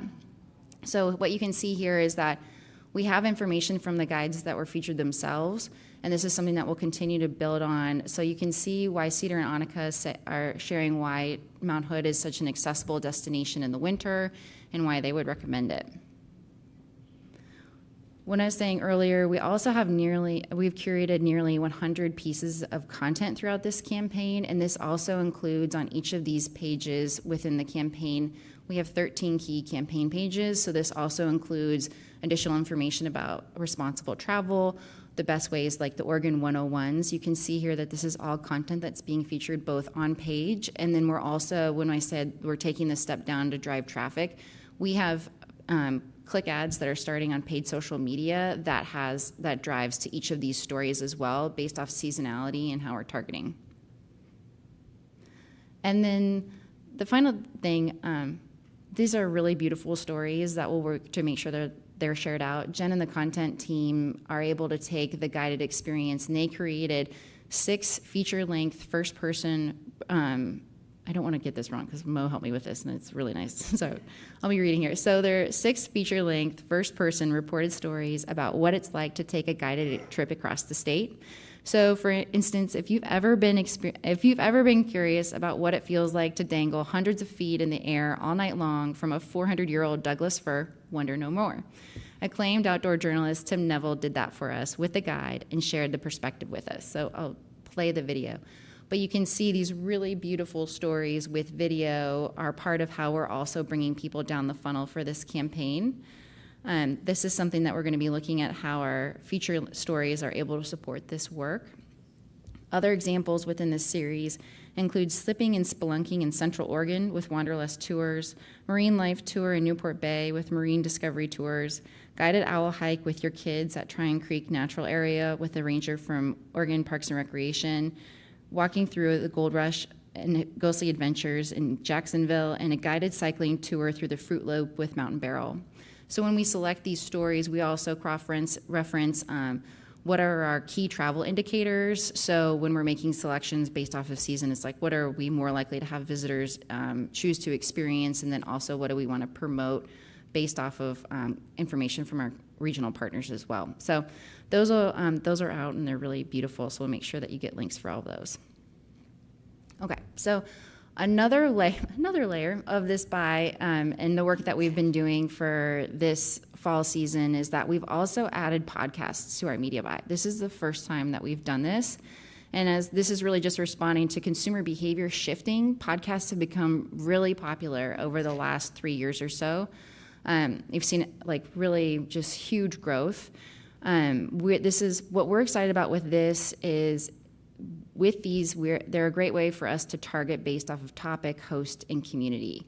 We have recorded hosts both in English and Spanish, and I'm going to play a few for you right now, give a little bit of unscripted context and history as well. So the first one that I'm going to play is with Glennon Doyle and Abby Wambach. So it's called We Can Do Hard Things.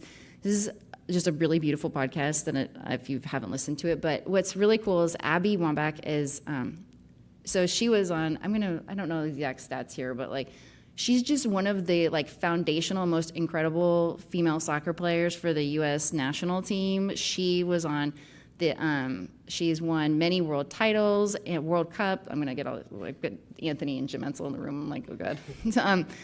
She's a really good soccer player, and she also lived in Oregon. So we sent over our script because we have to provide talking points to the podcast hosts, and then they record them. So we sent them over. We're like, you should really read these things, and we got a response back within 24 hours that it was like, Glennon normally records them, and this one, Abby was so excited. She wrote her own script and recorded it, and they were like, is this okay? And we're like, this is okay. So we're going to play that for you now. I am an outdoors person. I'm a big fan of places that are rich in culture, history, and art. And most importantly, I'm a former resident of the great state of Oregon, which is why I want to tell you about Travel Oregon. When you find a guide through Travel Oregon, you'll be able to leave the planning to the local guides and experts, and this is a game changer. Instead of trying to find a good hiking trail and hope for the best, you can get a tour guide to bring you to the must-see spots, ensure you're provided with all the necessary safety gear, and show you all the amazing little nuggets you might miss on your own. And because the guides and tour companies are small businesses, they're led by incredibly passionate people. You can find experts who speak multiple languages and know about a variety of cuisines, or if you want a biking tour, you can find local guides to help you to customize your tour. There's so much to explore. Learn more at traveloregon.com. Another partnership that we had through podcasts was with NPR. This voice will be familiar if you are as big of an NPR junkie as I am. This is very exciting, personally. This message comes from NPR sponsor Travel Oregon. With local experts, enthusiastic tour guides, and exclusive access, guided tours in Oregon will take your travel experience to a whole new level in a whole new place. Learn more at traveloregon.com. And then the last one, we worked with this podcast based off of clearly that it's a travel tourism topic. So this was also just a great one. And these are just a few examples. If anybody's interested in more, we definitely have them. There's no better way to experience Oregon than through the eyes of those who know it best. Go with a guide to get the most out of your trip and take the stress out of planning. Oregon's guides know the best secret spots and unique destinations, and some even have access to locations that are usually closed to the public. A lot of guides and tour companies in Oregon are made up of small businesses with fewer than 10 employees, so they're not only passionate about the adventures they share with guests, but also about protecting this unique place they call home. From eliminating single-use plastics to free trips for underserved youth in their communities, Oregon guides and tour companies are at the forefront of sustainable and regenerative tourism. Plus, Oregon's certified tour guides and outfitters provide safety gear and ensure you're doing the activities safely. Find an incredible guided experience for your needs and interests, whether you're into single-track mountain biking, looking for culinary experiences, need a wheelchair-accessible tour, or even a bilingual guide. Visit traveloregon.com to find your perfect guide today. This message comes from NPR. There's no better way Travel to experience Oregon Oregon than through the eyes of those who know it best. I don't know how to make it stop. There we go. All right. Okay, so again, layers. So these are what we call, these are on Instagram. You'll see these Instagram carousels. So when we're in market with the regional guides, we're capturing this information into different formats. So this is what we were talking about with the more of the PSA style of work, which is why should you go with a guide, and just pointing out some of that information about what they're doing, the planning. We're capturing, again, the still photography and working with local partners to grab that. And then, so this is also another example. So this is another way that we're tying in. So here you can see we're bringing the sidekicks back in, and we're talking about fresh hop season. So these are going to be more seasonally specific. We're using stills to really talk about why Oregon is the best for these opportunities and getting people out with specifics. You can see here we have events that we're calling out and just a little bit more deep dive information. So we have these as well for coastal food trails with Kayak Yak, backpacking in the gorge with Boots, the hardworking beaver with Sustainable, all about Oregon's state animal, Rosa's Guide to Wine Country, and View the Cosmos with Dark Sky. So this slide is a little plain right now, and I was thinking about it and talking about it with Kevin, like, what am I going to feature? But we have over 21 million views as of our mid-campaign of our video assets, and that was really our primary goal. We are driving those video views, and that's what we were trying to do for that first portion of the campaign. We're transitioning now, like I said, into driving clicks and traffic. What we're seeing so far is that we have a lot of engagement within the content from one of our key markets of Texas. So we're in with Houston and Dallas, so we're tracking information like this and figuring out how we can continue to engage with that market, how it might influence search or social as we move forward. So we are targeting Houston and Dallas with our Wyden and Kennedy partnerships for the broadcast OTT. And then we're also targeting the entire state of Texas when we look at programs like search and social, just because it's easier to break out the markets like that. And we're seeing our best view through rates from there, which is interesting and something definitely worth noting, and we're looking at that. Brian and the team are also working on all of the optimizations for all of our platforms to make sure that we're looking at which creative is performing best. We're finding out small things on search, like we're having a better click-through we have a closer feature, close-up of the character itself, like if Boots is further forward in image versus Kayak Yak that might be further back. We're just doing all of those subtle tweakings to the paid media campaign to make sure that we're as effective as possible. All right, back to Anthony. Cool. Yeah, all that was amazing. I think building off that too, we're super excited about the next phase, headed into fall and spring with this work. So I think as we look at that, it felt like kind of Katie touched upon how we're going that level deeper to really build off that momentum and kind of further engage with our audience with content and messages that are a bit more relevant and seasonal and kind of timely to kind of reflect where travelers are kind of at that time. And with that too, using that to inspire travel. Yes. And then also directing them to TravelOregon.com, kind of that experience that Katie walked through as well, to allow them to kind of plan their trip and like I mentioned earlier, kind of abbreviate that legwork a bit and connect them with the guide. So with that, I think we'll get a snapshot of what that work looks like too next, which we can go through. You want me to take this one too? Yeah. Cool. Yeah, I think we're super excited about the concept of Travel Oregon offices and how that is building off of that Anthem work and going a level deeper. And the nice thing about how this campaign is architected is that each sidekick has kind of a different area of Oregon expertise, if you will. And in that way, we're able to get really specific within that and kind of, bring some personality to all there is to do and kind of showcase the various options and things that, travelers may be interested in a way that's really, fun and unique. And so in these spots I think we'll walk through in a minute, you'll see kind of these sidekicks introduce who they are and kind of showcase the types of guided experiences that they can connect you with as a traveler, which is super exciting. And then also kind of the role that TravelOregon.com plays within that. And within that too, by broadly kind of marketing these categories of interest and all the things that Oregon offers, it feels like we're also setting up our partners really nicely to be able to kind of ladder into that and go even deeper around kind of niche interests or things within that kind of area of expertise. So super excited. All right, so now we're going to play this is the whole next slide. So we're going to play the fall videos. Of course you can. I'm Sustainable, connecting you with eco-friendly tours in Oregon. Hello? Can you travel to the coast in an electric vehicle? Well, of course you can. I recycled that joke. Hello? Bike tours? Of course you can.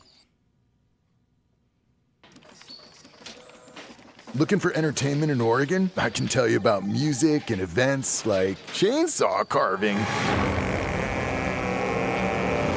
Might sit that one out.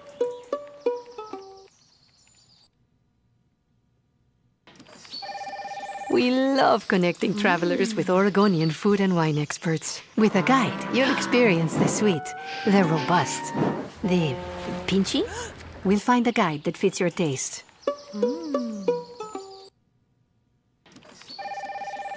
Looking for a great Oregon hiking guide? Let's consult our trusty compass. It says, go to TravelOregon.com. It's never steered us wrong before.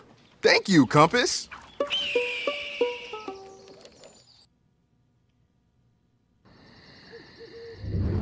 I am the Oregon dark sky. Oh, hold on. Forgot to hit the lights. I am the Oregon dark sky. Join me on a guided stargazing tour.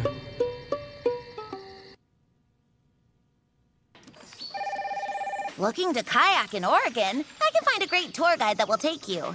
Let me consult my files. Who filed Wild and Scenic Rivers under K?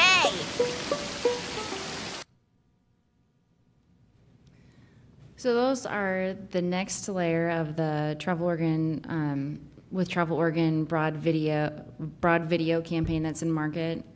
They're one of those layers. They're built in a companionship with all the other paid media and content that we have in market. So we're really excited to have that start launch as of yesterday, and that'll be online video and paid social like we were talking. All right, so I need to pull my list. Winter is coming, and we're working on it. What we're looking at for winter right now, we'll be able to share more throughout the fall and at our December commission meeting, is so we're really looking and working with the team at Wieden & Kennedy to reframe Oregon's winter and to make it something that we seek out instead of skipping over. So we're wanting to work with our audiences to really connect them with those experiences and make it easy to get outdoors and make it really desirable. Our campaign effort January through March is really to drive heads and beds.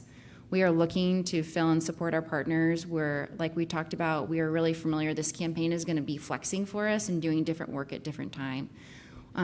As we're focusing on what is our strategy and what is our goals, and what we're really looking at is our brand role is to guide travelers through the Northwest Wonderland. And how are we going to do that and make it so enticing that they're going to be doing that in Oregon, January through March, and not just skiing, but having a really incredible guided experience that's taking them to the best ramen places, that's maybe driving them to a tubing experience if they aren't comfortable, that's really making it all accessible. And what we're excited about is that We're going the direction of making the 89 days of winter something that you just cannot miss. There's going to be a level of urgency here that's like, it's winter in Oregon, and you have to be here to experience it. You have to be here to have the ramen tour, or you have to be here to get out and go tubing. It's the best time. I'm sure Kevin and Todd and Mia will let me know there's some fish you can only get January through March, and you have to be out there. We have the gear that will allow you to have a good time. So we're focusing on what is that urgency that we can make it be like, there's only 89 days of winter, and you have to experience every single one of them. Like, this is not time to stay home and watch Netflix. Like, you need to get out there. You need to book your trip. You're staying overnight. So we're looking at how that messaging will work and bringing that and seeing how we're going to deliver on that. We're going to have a large focus of this is going to be the paid online travel agency partnerships. So expect to see that. Our production budget is very low. So you're going to see a lot of this come to life through paid media partners that'll help drive that KPI, again, of we're looking at conversions and heads and beds for that time of year. So that's coming up, and we're working on that as well, along with the other work that we're doing to support this campaign. So that is all for today. Well, Katie, you definitely need to work on your passion for and confidence in this work. It just doesn't come through at all. Now, Katie, Anthony, thank you so much for the presentation. Commissioners, comments or questions for Anthony, Katie, Megan, if we want to bring her in off the bench?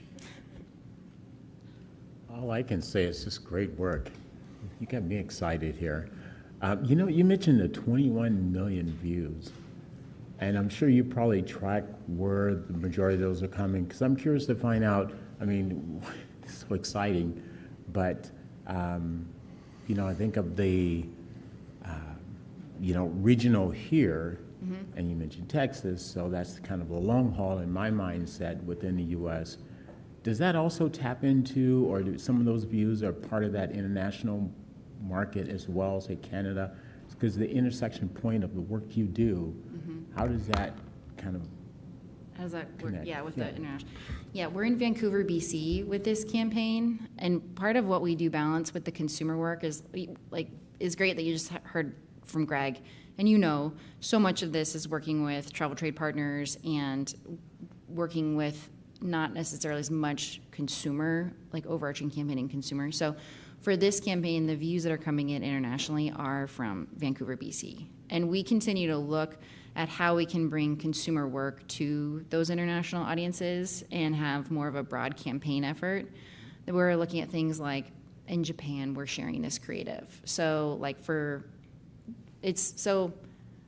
we are evaluating it. It is internationally. And then it's also brought through different layers. Like for some of this work as well, we're doing guided experiences and itineraries that tie back to the overall theme and concept. And then we're using the photography that features the guides themselves, because that might be more applicable in the UK than the sidekick content and work. So we're making sure that we're staying tight on with our in-country reps, Greg and Lorna, about what is best and trying to at every opportunity. But with Wine and Kennedy and the broad distribution, it's Vancouver. I guess the last thing is, you know, but wow, maybe I should stay home this winter and explore Oregon more. You got me excited, Katie. Anthony? Yeah, you only get 89 days of it, David, so don't squander them. Lucinda? Again, thank you. Great work. I again appreciate the last presentation was the anthem, and now we're doing that deep dive, so I appreciate the information. So we focused on the heads and beds for the 89 days in winter, and maybe this is an obvious question that I should already know, but how are we tracking bookings with the guides themselves? Yeah, that's a good question. And I might bring in Brian and Kevin off the deck. I think what we're able to do and how we're looking, how we have to look at our work and like what we're able to attribute is we're looking at each of the paid platforms that we're in. And we're really focused on like, how can we make sure that the work that we're doing is ensuring that that's delivered? It'll be interesting and much more anecdotal for some of the results initially, but we'll look at how we're connecting with guides through the Y Guides program to hear impact off of the overall theme.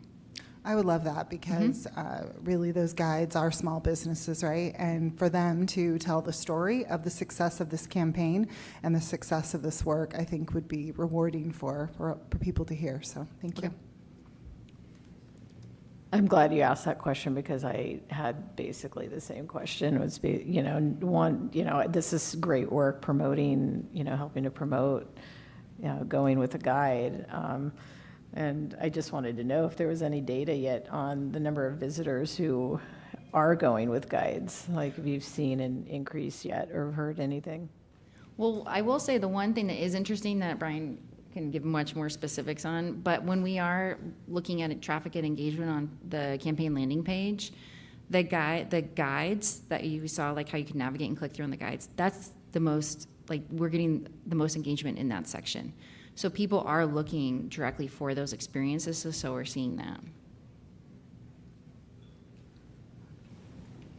I'll just add, we're not tracking bookings directly to the guides right now. What Katie said is right. What we can see is the traffic. We can see the engagement on the site. We can see outbound clicks. But if we really want to get to the granular level, we have to set something up with those guides when they're taking an order, the classic. I'm sure there's a variety of ways.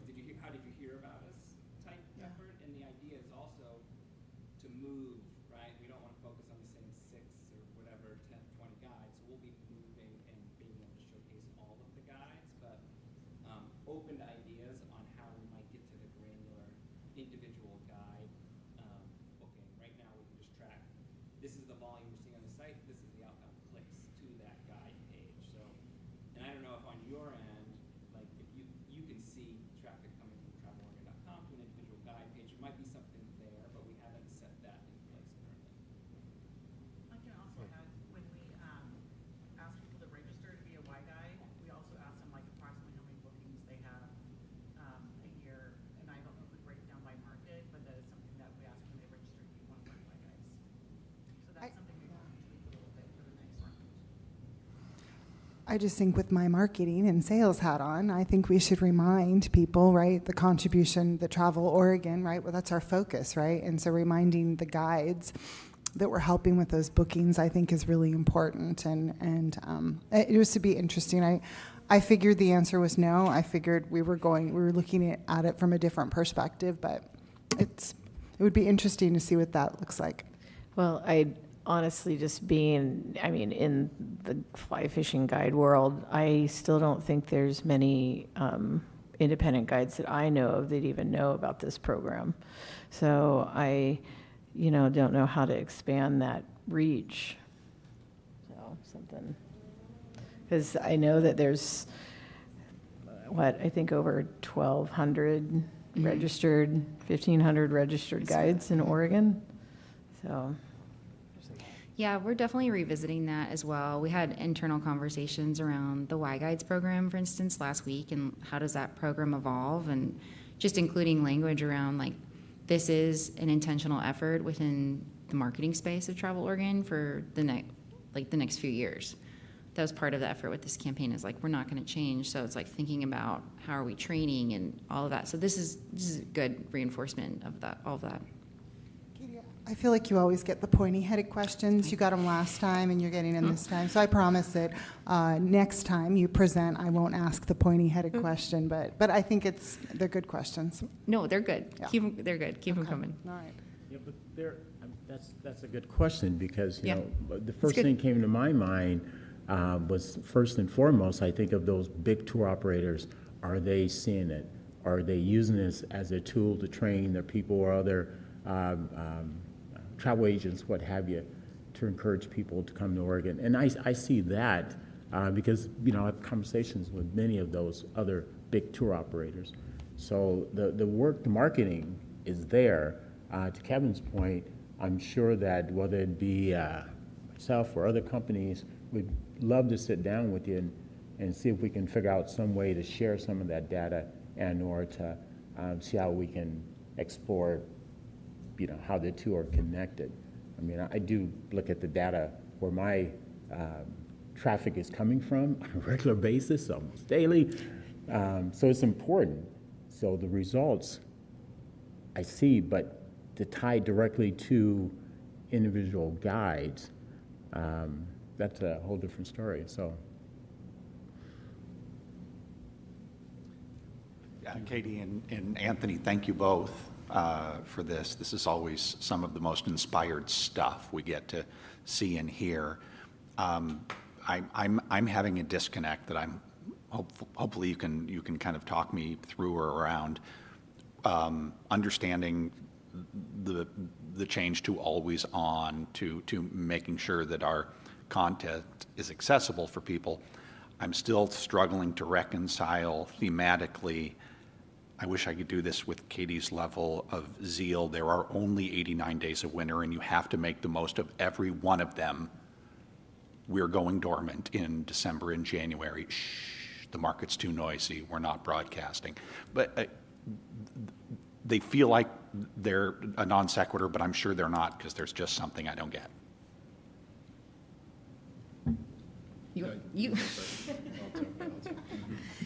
I would say going dormant in December is just looking at, for our always on approach, what that shift really speaks to is we're in market about 16 weeks with paid advertising behind the campaign messaging previously, and we're shifting to, I'd say, almost 48 weeks now of paid media behind campaign advertising. So while we might be going, when I say going dormant, it's really with that campaign effort, but we will have always on with our online travel agency partnerships that are kind of what we call like our evergreen branding and work, and then also paid search. That is one of the most critical paid media efforts that we have in market, and that is always on. Okay. So this is the tip of the iceberg as far as our marketing and paid efforts. There are many layers, and so this is really focusing on that campaign work and figuring out how we can weave it together to be efficient with our paid dollars, because we're stretching them out over a considerable length of time. Katie, I wanted to kind of piggyback on Scott's question, actually, because I was headed in the same direction with my own thinking. First of all, so excited about 89 days of winter. We've been trying to figure out how to make rain sexy in the Willamette Valley for a really long time. So happy to have the support on that. Thank you. Very exciting. But to Scott's point, my question really is around the booking window. We have seen our booking window change dramatically, and it's been very volatile, actually, in the last 3 years, and I know it's shifted by region. I know Central Oregon's seen a real tightening of their booking window during the smoke season. And so what is the booking window that your team is using? What is the current booking window? And what is the booking window that your team is using to make these marketing decisions? And what is the targeted per trip spend that you're using to make these marketing decisions? So for the booking window, it also is correlated with the markets that we're targeting. And so that is something that as we evaluate, like when we look at our winter efforts and work and look at the budget that we have behind that, as well as those are really closer in Pacific Northwest fly and drive markets. And then when we're finding things that we're popping in Texas, we're also evaluating like how is that going to inform our paid media strategy when we're looking at how are we in that market during that time. So kind of a couple answers there, but really we're looking at a booking window of about 4 to 6 weeks, if not tighter, during those winter months for people making decisions and when they're going to travel based off of their ability, whether it's those like cheaper regional flights from Seattle or Northern Cal or Idaho. And so we're looking at that booking window. And then when I say we're working with online travel agency partners, we're also building those buys based off of the data that they're seeing both year over year and then also through the fall season leading up to it. So we'll be evaluating that data. And then we'll also be working on like the decisions of the partners that we'll be working on as we evaluate all of those with ROAS, so return on advertising spend. And we're that is how we'll make the decisions for those partners too, because we want the most efficient and looking at both high value and making sure that we're accessible to all audiences, but we'll be considering that within those buys. So I can get you more specifics as well, But in general, it's like close partnerships with the OTAs, in general about 4 to 6 weeks for that booking window. And then also we'll be focusing on, like, there'll be things with like key events of like, how can, if there's like Zwickelmania in Portland, for instance, that is able to drive regional travel. So we'll be focusing on like events and promoting with some of the sidekicks and different channels that we have as well. I have multiple other questions, but at the break you were telling me how important it is to be in our seats at 1 o'clock to see the opening of the rodeo. that's So fine. I think I will come back to mine offline with you, the rest of them, but I appreciate it. Yeah. My question was similar to Scott's. We'll consider it asked and answered. Thank you. I have a question. It's actually a follow-up, circling back to, I think Commissioner, Stevenson, Aaron, had mentioned about the spend. And we actually asked the question in Lakeview too about the target, right? So it seems to me that the target here is this action adventurer. And so what is the demo of that particular person? What is the daily spend? Who are we actually targeting? And how is that particular visitor leaving dollars here? That's the piece that I still haven't quite got. Okay, I'll follow up on that because Okay. I thought we sent over the spend, so I'll just double check that because we had broken that out. So okay, I haven't seen it. Okay, I haven't seen it. I'd love to see it. The other thing is, I think that it's incredible creative work. Okay, I feel that the wine industry in particular is represented here in a very playful, animated way. And I think this is where it would be wonderful to have more education about that particular industry and how it is represented, because our industry is very different than any other wine industry. And I think that while this is, I get it, it's fun, it's directed to a younger crowd, okay. But I think there's more that we can tell in that story that is not being authentically represented in this. And so I need to share that with you, and I'd be happy to assist in that area. But anyway, tremendous work. I've always said that. The creative on this is exceptional. It's more, what is the message, and is the state of Oregon getting what we need from this creative work in terms of dollars spent in the state?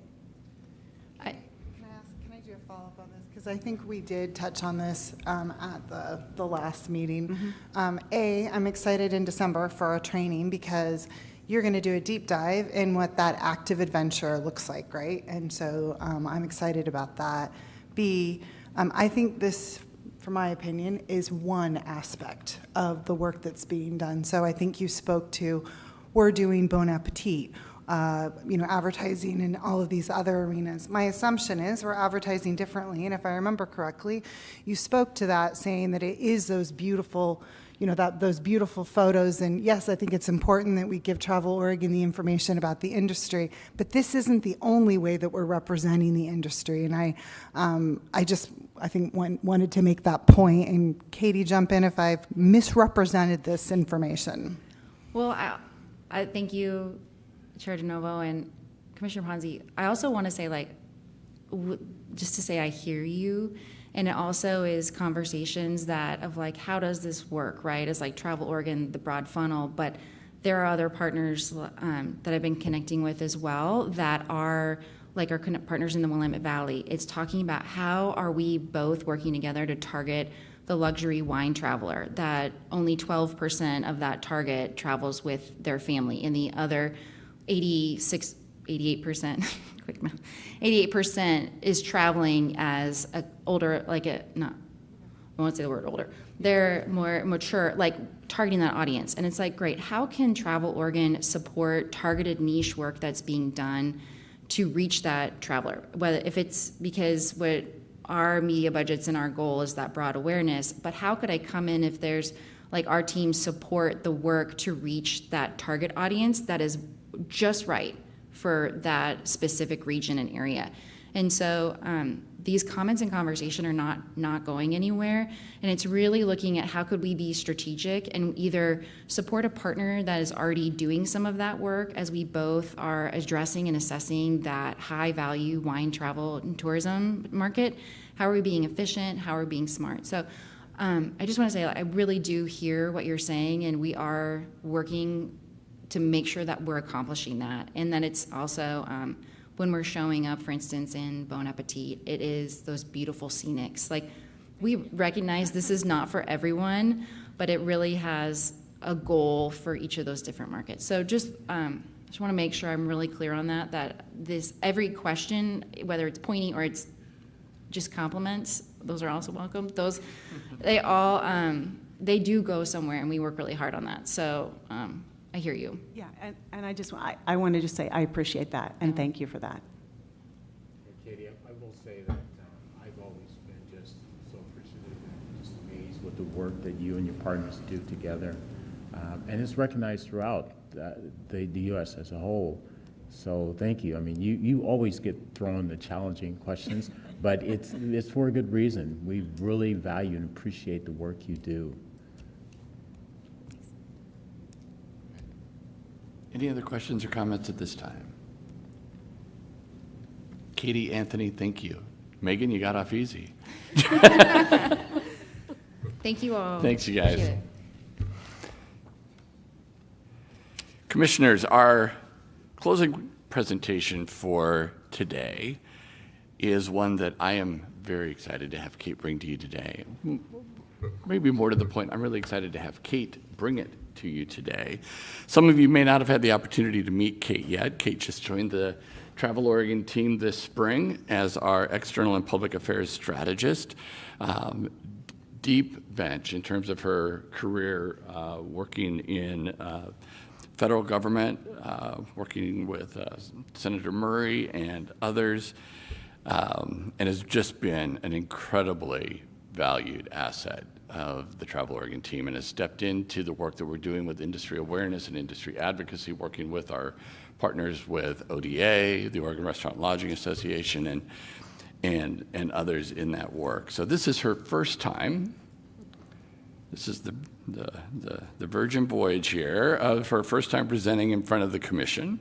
And if you haven't had the opportunity to connect with her yet, I know you will want to after this, and you will be impressed with her as I am. So Kate, it's my pleasure to turn it over to you. Great, thanks Todd, and hi Commissioners, good morning.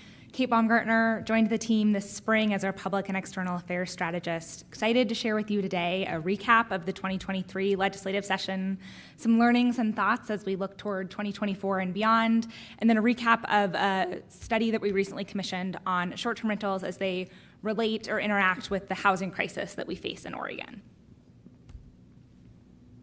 I want to ground our conversation today with an understanding of our unique role as a state agency in this conversation.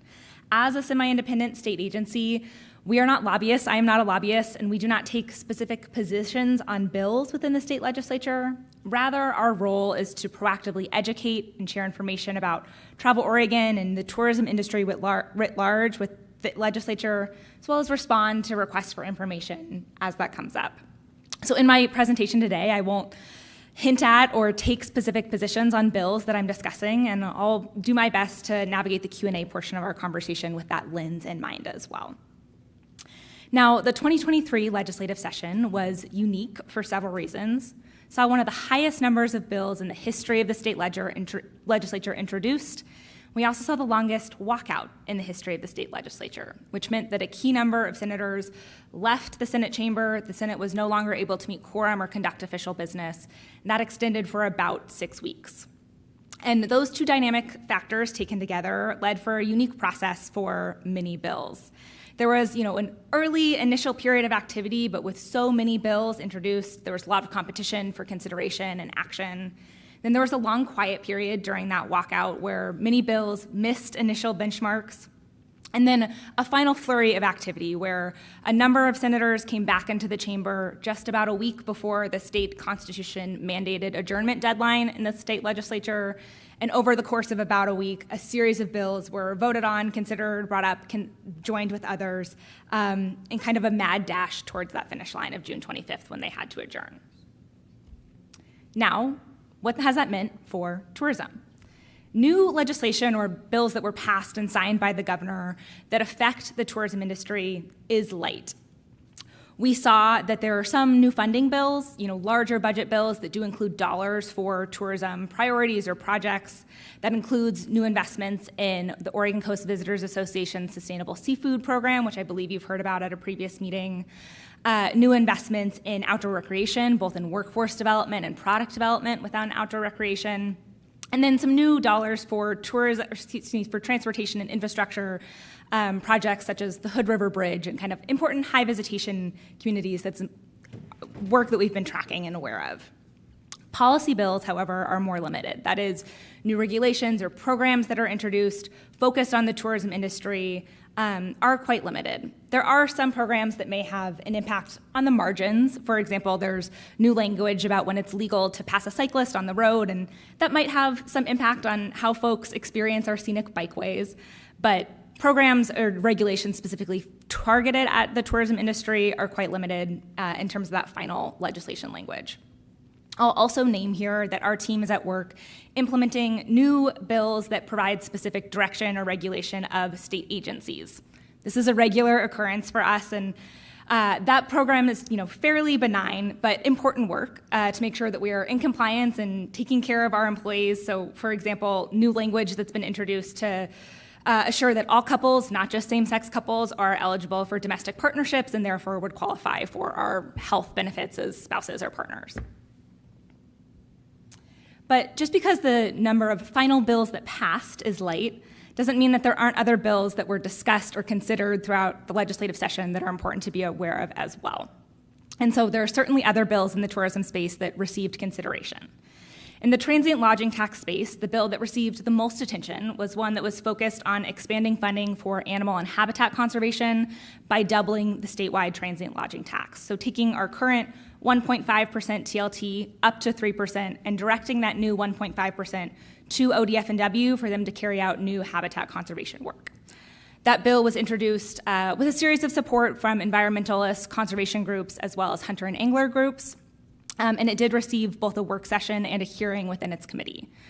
I'll also name here that hearing did have robust participation from voices within the tourism industry, including Commissioner Boyles in his personal and professional capacity. Folks during that hearing shared that they were not consulted in the creation of that bill, and also took some time to do some exposition with the members of the committee to make sure that they were understanding both the impact that a transient lodging tax can have on convention and meeting business, as well as explaining what a guest or visitor actually typically spends in tax dollars at a lodging property, making sure that they understand the layering of local, county or municipal TLT dollars that are added to that tax conversation. That bill did not pass out of committee, but certainly one that we continue to keep an eye on.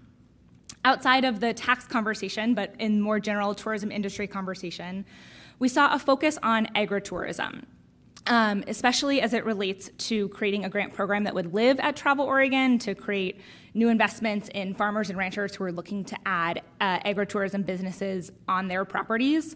There was also a bill that looked at addressing some of the unique land use challenges that folks navigate here in Oregon as far as becoming event or venue spaces on their farm or ranch properties as well. That bill did not pass, but it's something that I think we could expect to see to come forward again, likely as part of a broader rural economic development package that may happen in the future. There was also an effort early on this legislative session to address some of the recreational liability challenges that many outdoor recreation stakeholders face. That comes after a court decision several years ago nullified the liability waiver process in Oregon, and it's meant that navigating liability insurance has become increasingly expensive and sometimes almost impossible for outdoor recreation vendors to obtain. That effort died early on, and it's something that I think we can expect to see will await a future solution in additional legislative sessions. So to speak about additional legislative sessions, the 2024 legislative session will be distinct from 2023. It's much shorter, 35 days versus up to 6 months allowed in 2023, and there's not a budget component to that session. And we don't yet know what bills will be introduced, but there are learnings from last session that we can continue to apply. The first is that we have reached a point where institutional memory and knowledge of the transient lodging tax is fading. At this point, very few legislators were in the building in 2003 when the statewide TLT passed. More than half were not there for the increase that we saw in 2016. And we also know that there's been substantial turnover within the industry as well. Few remember the effort that it took to get the broad 2003 bill passed. So we know that there's work to do on the why and the so what of the transient lodging tax. We're excited to look at this winter's anniversary of the transient lodging tax going into effect, being 20 years in effect, as an opportunity for some proactive education in this space. And I'll look forward to sharing with you, as those ideas and collateral continue to come together, what we may be able to dive into in that area. More broadly, as we talk about the transient lodging tax, we know that bills looking to adjust or restructure the transient lodging tax continue to be likely.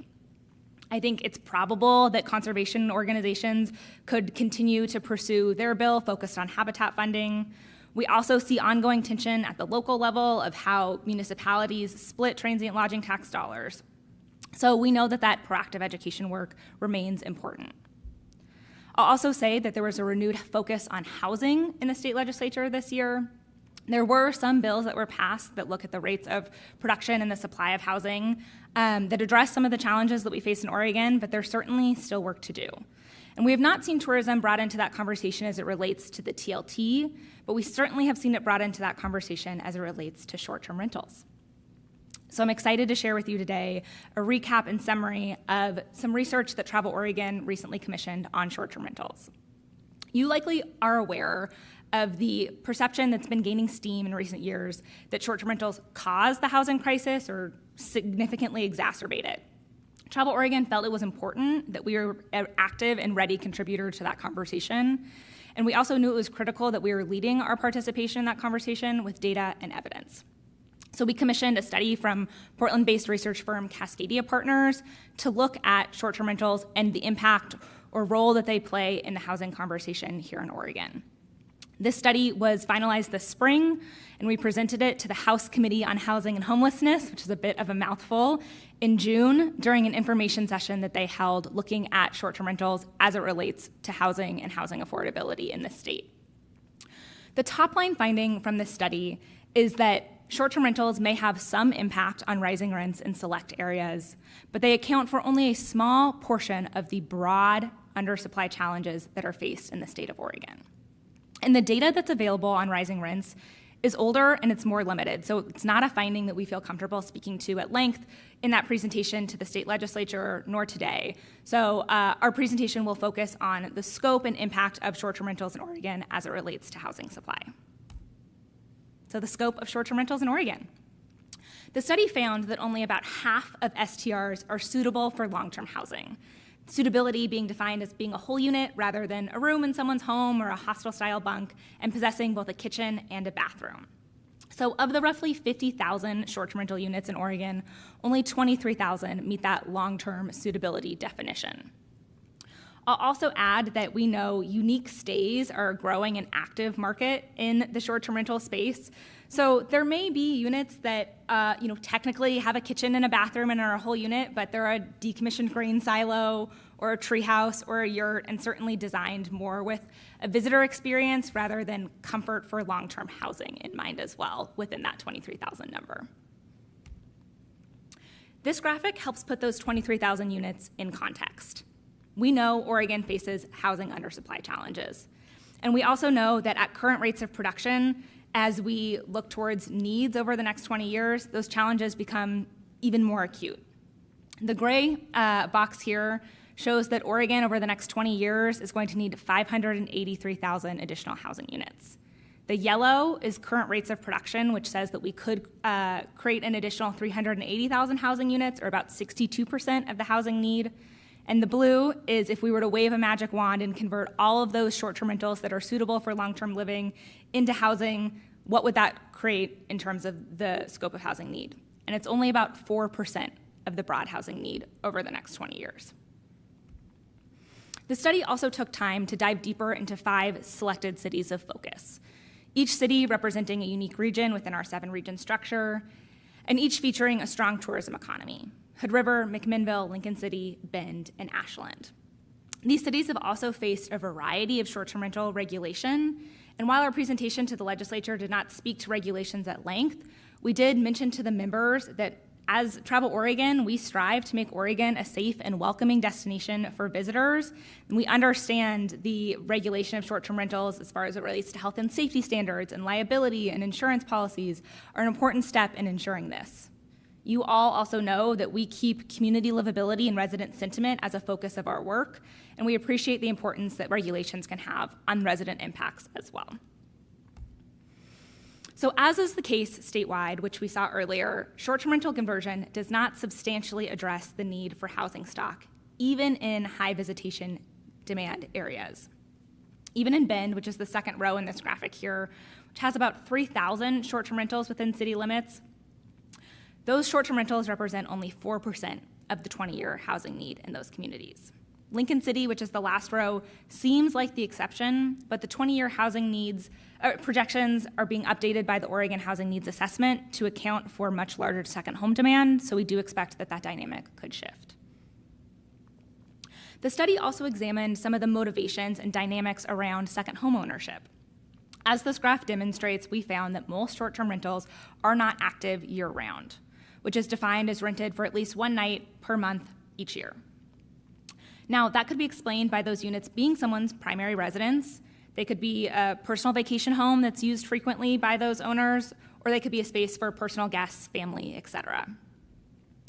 And we also found that short-term rental income is a factor in purchasing another home, but is typically not the major motivator. A national survey found that about 40% of those buying a second or additional home were unlikely to rent it out at all. Another 25% may rent it to some degree, but do not anticipate it will offset costs. And less than 30% said that it was a major justification for their purchase. This aligns with what we found in our cities of focus. Short-term rental income covered only between 40 to 70% of homeownership costs in our cities of focus, assuming a 20% down payment on a property. The exception may be Lincoln City, where a homeowner could roughly break even. However, it's important to understand that homeownership costs do not include the cost of operating a short-term rental, property management, upkeep, furnishings, security, etc. We also know that short-term rentals provide important revenue to their own communities. This graph shows the municipal tax dollars that are collected from short-term rentals in each city, with the yellow representing the portion of those dollars that are directed to the general fund. So for example, you can see that Bend contributes almost $14 million to the general fund from short-term rentals alone in transient lodging tax dollars. We felt that this was an important perspective to share with the committee members so they were understanding the revenue and community impacts that short-term rentals have. So to summarize key findings today, many short-term rentals are not suitable for long-term livability, and when accounting for suitability, short-term rentals represent only a small portion of Oregon's housing need, even in high visitation communities. They rarely cover the cost of home ownership and often are not active year-round. But we know that housing will continue to be a focus of future legislative sessions, as will likely conservation, agritourism, broader TLT funding conversations as well. And with institutional knowledge of the transient lodging tax fading, it's important to consider the 20th anniversary as a proactive education opportunity.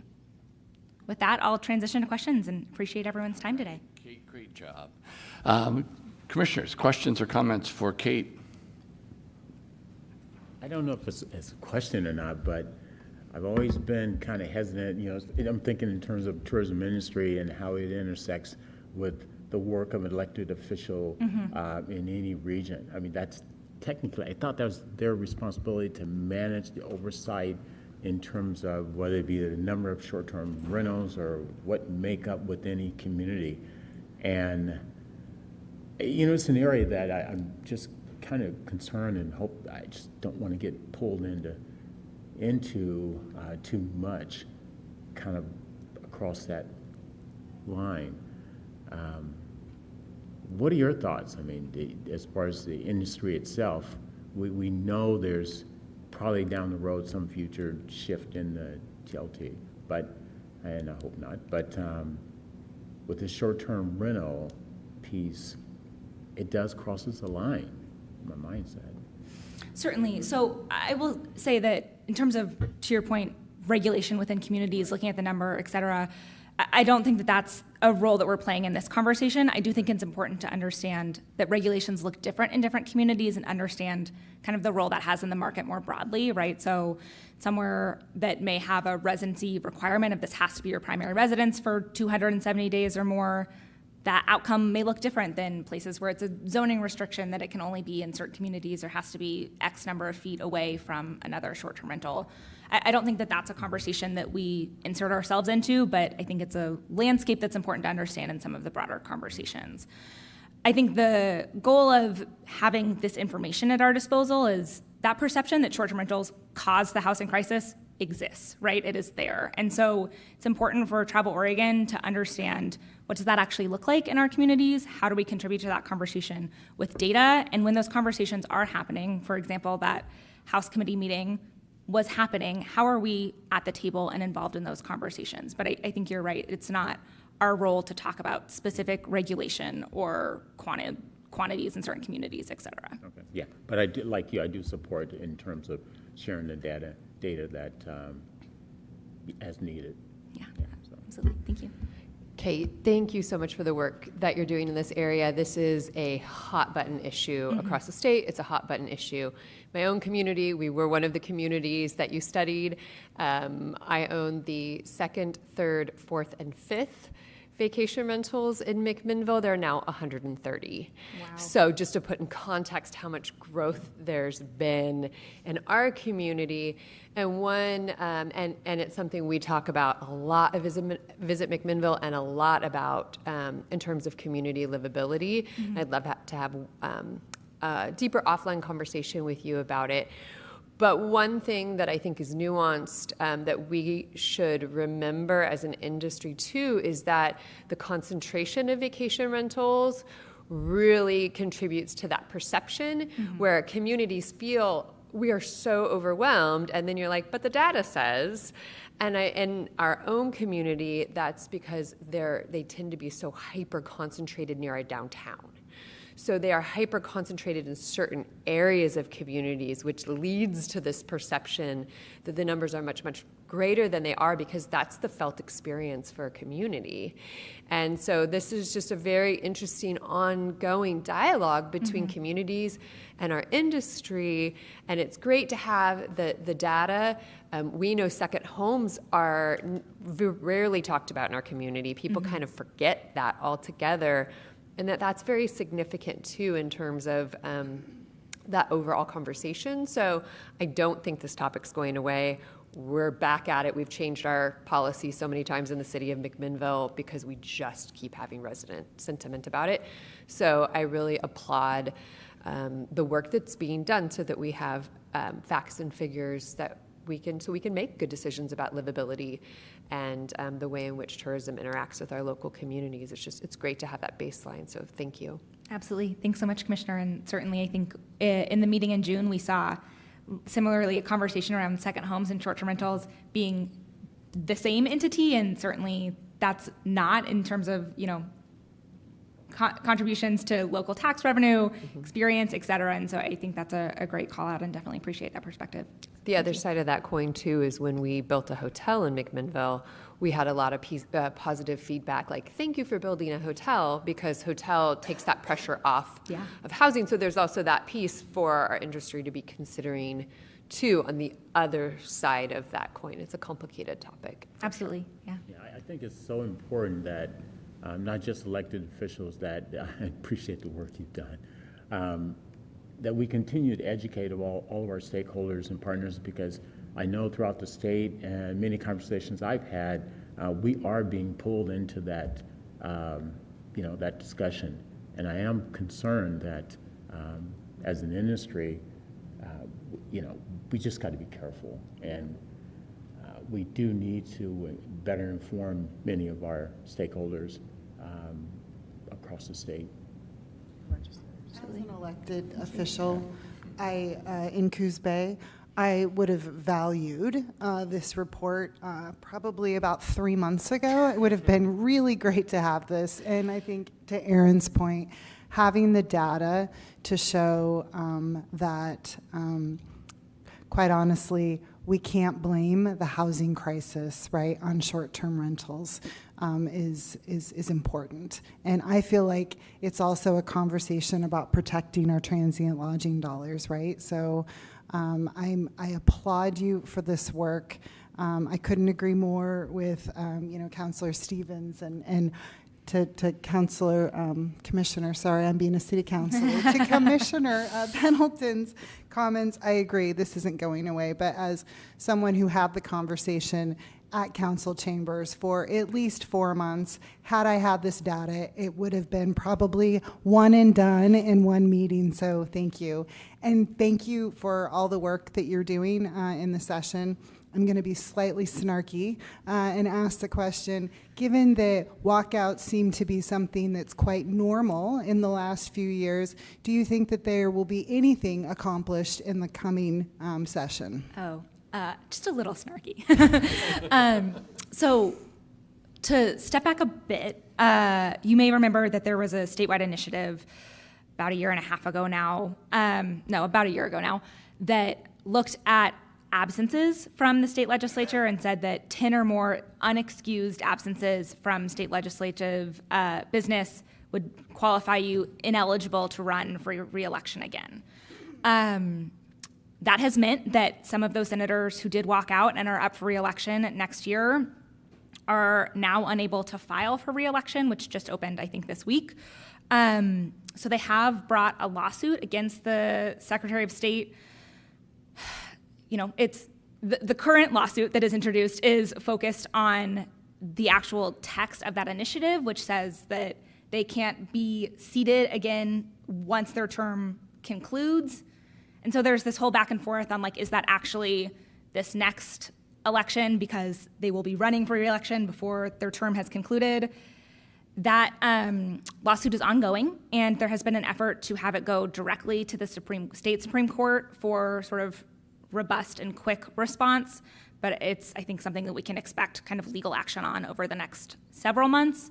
And I would anticipate that that result does have some impact on future legislative sessions as to whether or not someone's willing to risk being unable to run again.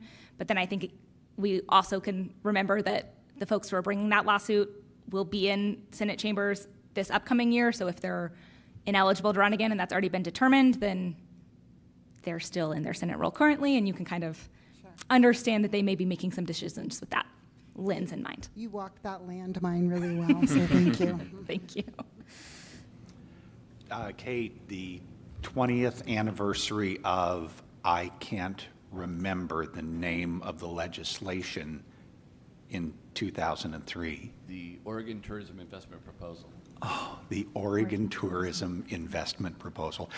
I trust that you'll be a prominent contributor during our commission's December training session, because we should be vocal mouthpieces in the proactive effort to communicate to local and regional and statewide elected officials the value of transient lodging tax and what it means to economic impact statewide.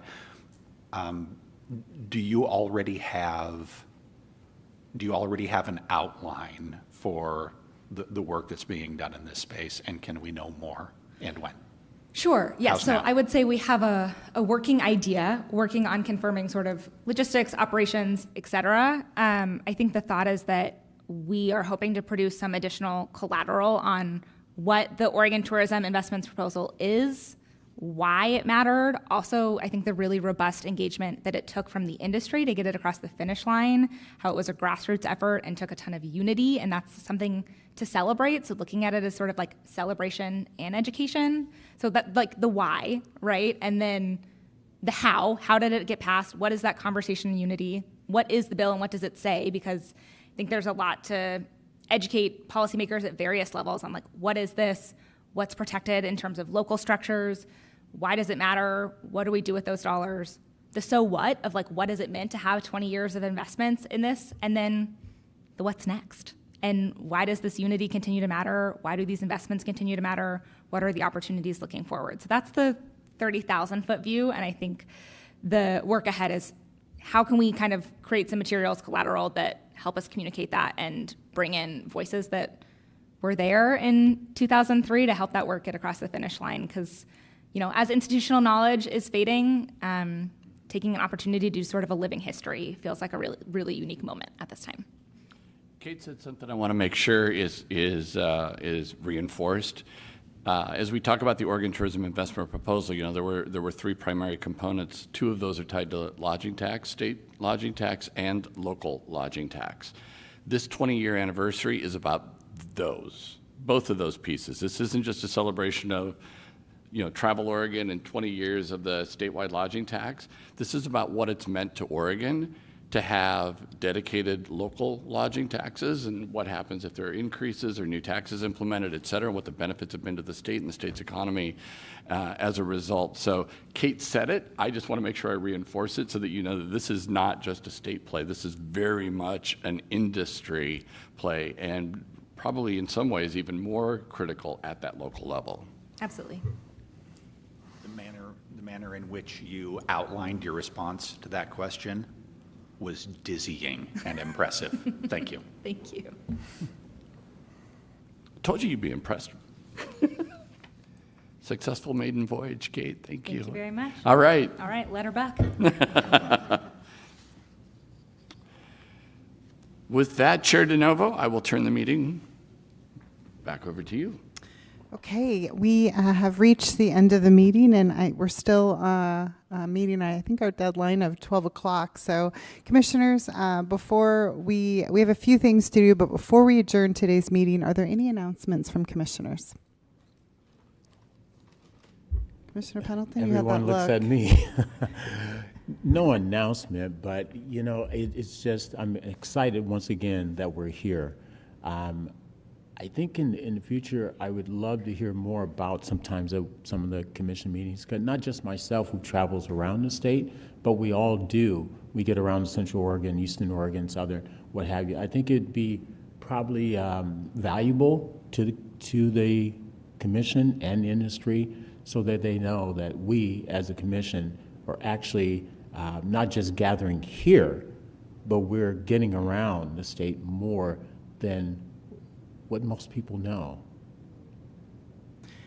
I appreciate that. I think that's probably not known. I mean, you are one person who is out amongst the entire state, and I think we can say the same for many of us. So I think I appreciate you bringing that comment to the commission. Thank you. Any other comments? Okay, well, before we adjourn today's meeting, I'd like to acknowledge the service of two commissioners whose time on the commission sadly is coming to an end. Commissioner Boyles, who has served on the commission since 2016, and Commissioner Shepherds, who has served on the commission since 2019. To provide them with a token of our appreciation, I'm going to turn this over to Todd. Thank you, Lucinda. I'm going to start with you. Not just because I still have a gift certificate in my house for a day of steelhead fishing with you that I've had for a month. Someday I'll use it. I could probably just use a day on the water with a casting lesson, spey casting lesson, be more than fishing. Lucinda did ask if I would take a couple of minutes and recognize you and Richard at your what is your final meeting here as a member of the Tourism Commission. My reflections, and I believe the reflections of many that are serving here on this commission and in the industry, is first and foremost, you love Oregon. You love Oregon.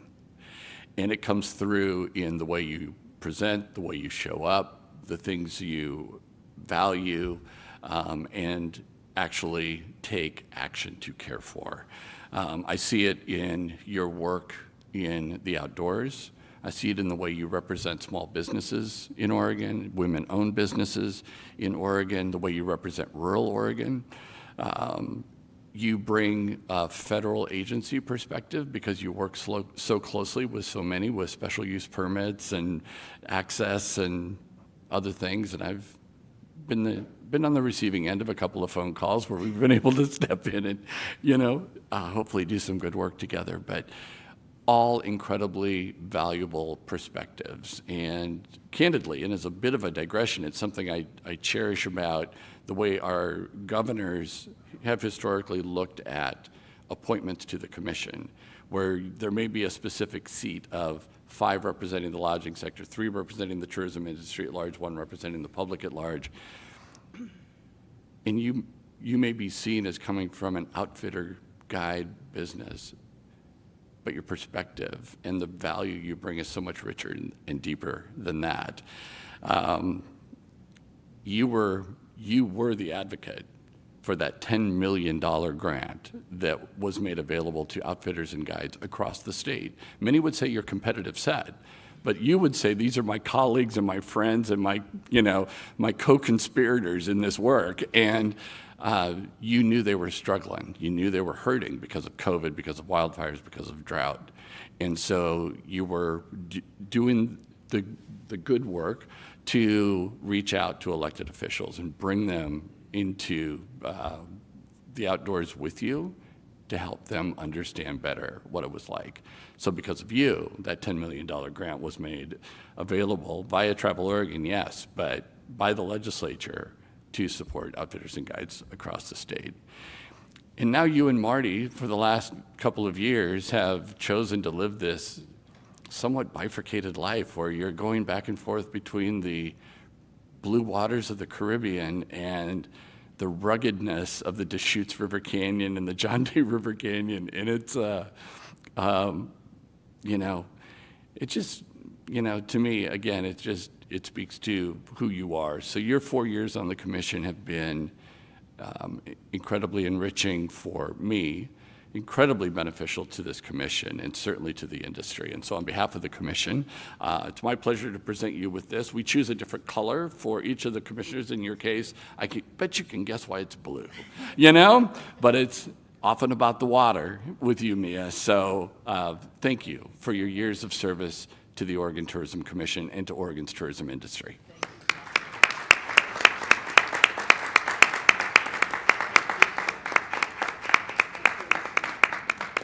And I'm happy to give you an opportunity to say a few words if you'd like to, please. Sure. Thank you so much. I really appreciate all those kind words. And I appreciate working with everybody. This has been a really inspiring 4 years, working with so many creative, passionate people who care about Oregon and the travel industry. And I do really, there's been a few times where I've called Todd and I'm like, you gotta help me, connect with this, BLM director or do this or sit in on this meeting, to help with certain challenges of being a guide and outfitter and having permits, to operate businesses. And so I really, over the years, appreciate your support in that arena because it's definitely been very helpful and we are making headway and, getting those agencies, those federal agencies to really consider like how important guides and outfitters are on federal land. So I really appreciate that, and hopefully you don't mind if I keep bugging you even after today. But again, keep up the great work. It really is inspiring to see what everybody's doing and promoting Oregon and small businesses. And I am not far away. I live in Maupin, so if you ever come that way, please stop by. You don't even need to call, just swing on in like, David does. And if you're lucky, you might capture me like cooking millions of meals and in Dutch ovens and, I'll take you out on the river and just, I love Maupin and I do love Oregon. So, yeah, thank you. All right. Thanks, Mia.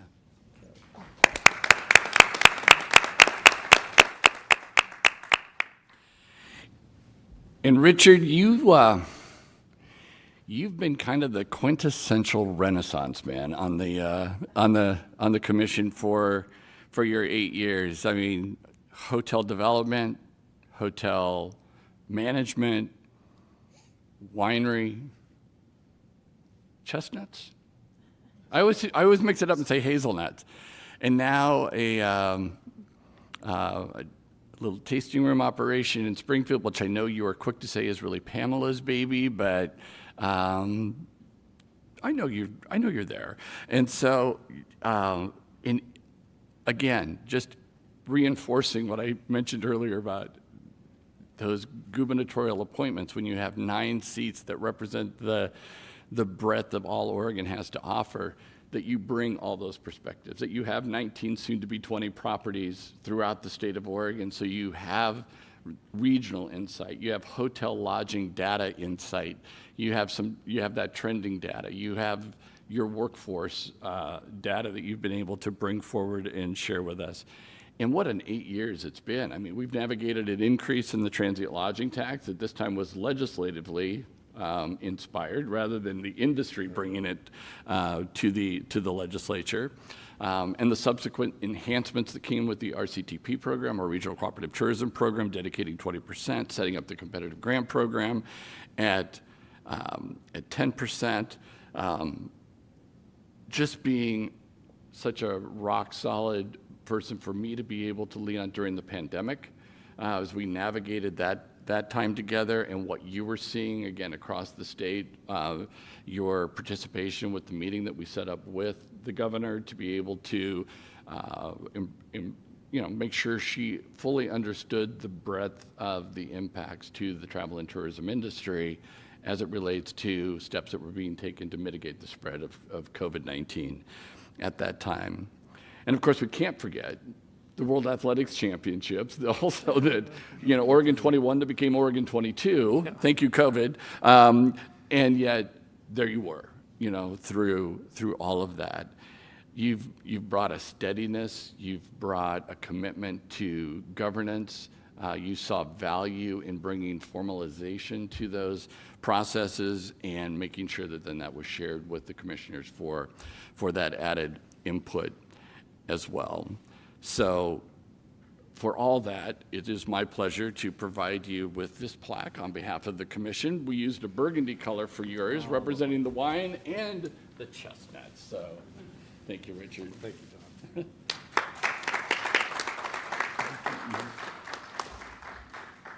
If you'd like to say a few words, Richard. Well, Todd, thank you for those kind words and for recapping all of the things that the commission has accomplished while I've been part of it. I'll just say, over the course of my career, I've had the opportunity to participate in a fair number of boards and commissions. The work of this commission has been among the most challenging, it's been the most challenging, I'll say, and certainly the most rewarding. This body has the opportunity to help influence the way our state is perceived around the country and around the world. It's great work, and Travel Oregon is doing great work. So it's been a real pleasure to be part of that. I could not be more happy for the opportunity to have done that over 8 years. So thank you. Thank you, Richard. As immediate past chair, you also will get one more award today, Richard, for your service as our past chair. So I'd like to take this moment to thank you for your 8 years of service to this commission, to the industry, and to the great state that we are privileged to call home. Your thoughtful approach to the work has served this commission well. Your encouragement and insistence that we take a second look at the 10-year strategic vision resulted in a document that I think the industry can be incredibly proud of. As Todd mentioned, your efforts to ensure proper governance will also serve Vice Chair Willits and I it's really setting us up in a place to continue the important work. It's been a privilege to serve with you on this commission. It's been a privilege to be your vice chair. giving me the opportunity to see firsthand your generosity of spirit, your generosity of time with the countless phone calls that I made to you, and if you didn't respond in a timely fashion, the text that would follow the phone call. I really appreciate your acerbic wit, but most importantly, I appreciate your commitment, as we talked about, to doing the good work on behalf of the community and the industry. So as a token of the Commission's appreciation, we're going to present to you a photo, and I do want to let you know that your beautiful wife, Pamela, helped the Commission select this, and we were told that this is a place that is near and dear to your heart. So thank you, Richard.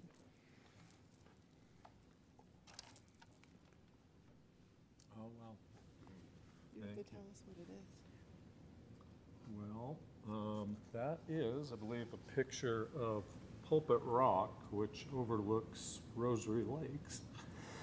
Oh, pardon me. So it is a special place to me, so thank you for that.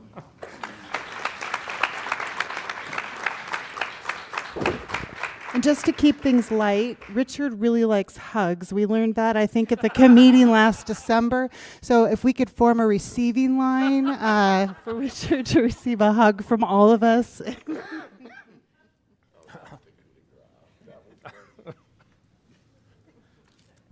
Well, thank you for those comments, Lucinda.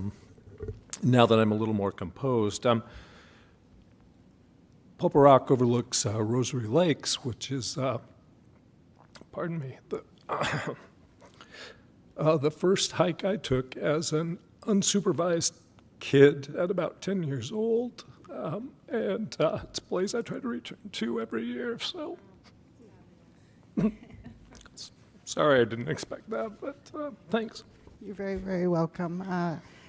I wish Pamela were here to see this, and she picked a very special place, and I'm so glad that we could honor you in that way, because you really have made such a tremendous impact to this industry, to this commission, and to me personally, so I appreciate you. Yep, thank you. For those of you who did not see the governor's recent press release on executive appointments, she has put forward Travis Hill, who is the COO of Umpqua Indian Development Corporation, to replace Mia, and Harish Patel, president of Florenson. Thank you, Florenson, to replace Richard. These confirmation hearings and following Senate approval will take place later this month. So we look forward to Travis and Harish as our new commissioners at the next meeting, which will take place in early December in Portland. I'd like to thank the staff. I'd like to thank our local partners.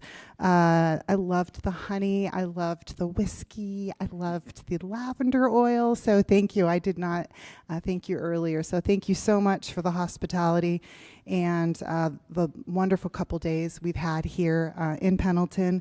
I do have a note to tell me that everyone, it's 12:02, so we're not serving lunch. Make sure to get to the rodeo on time. If you have any extra tickets and you don't plan on going, please see Sarah. Did I do that right, Sarah? Okay, great. With that said, I will adjourn this meeting. Thank you.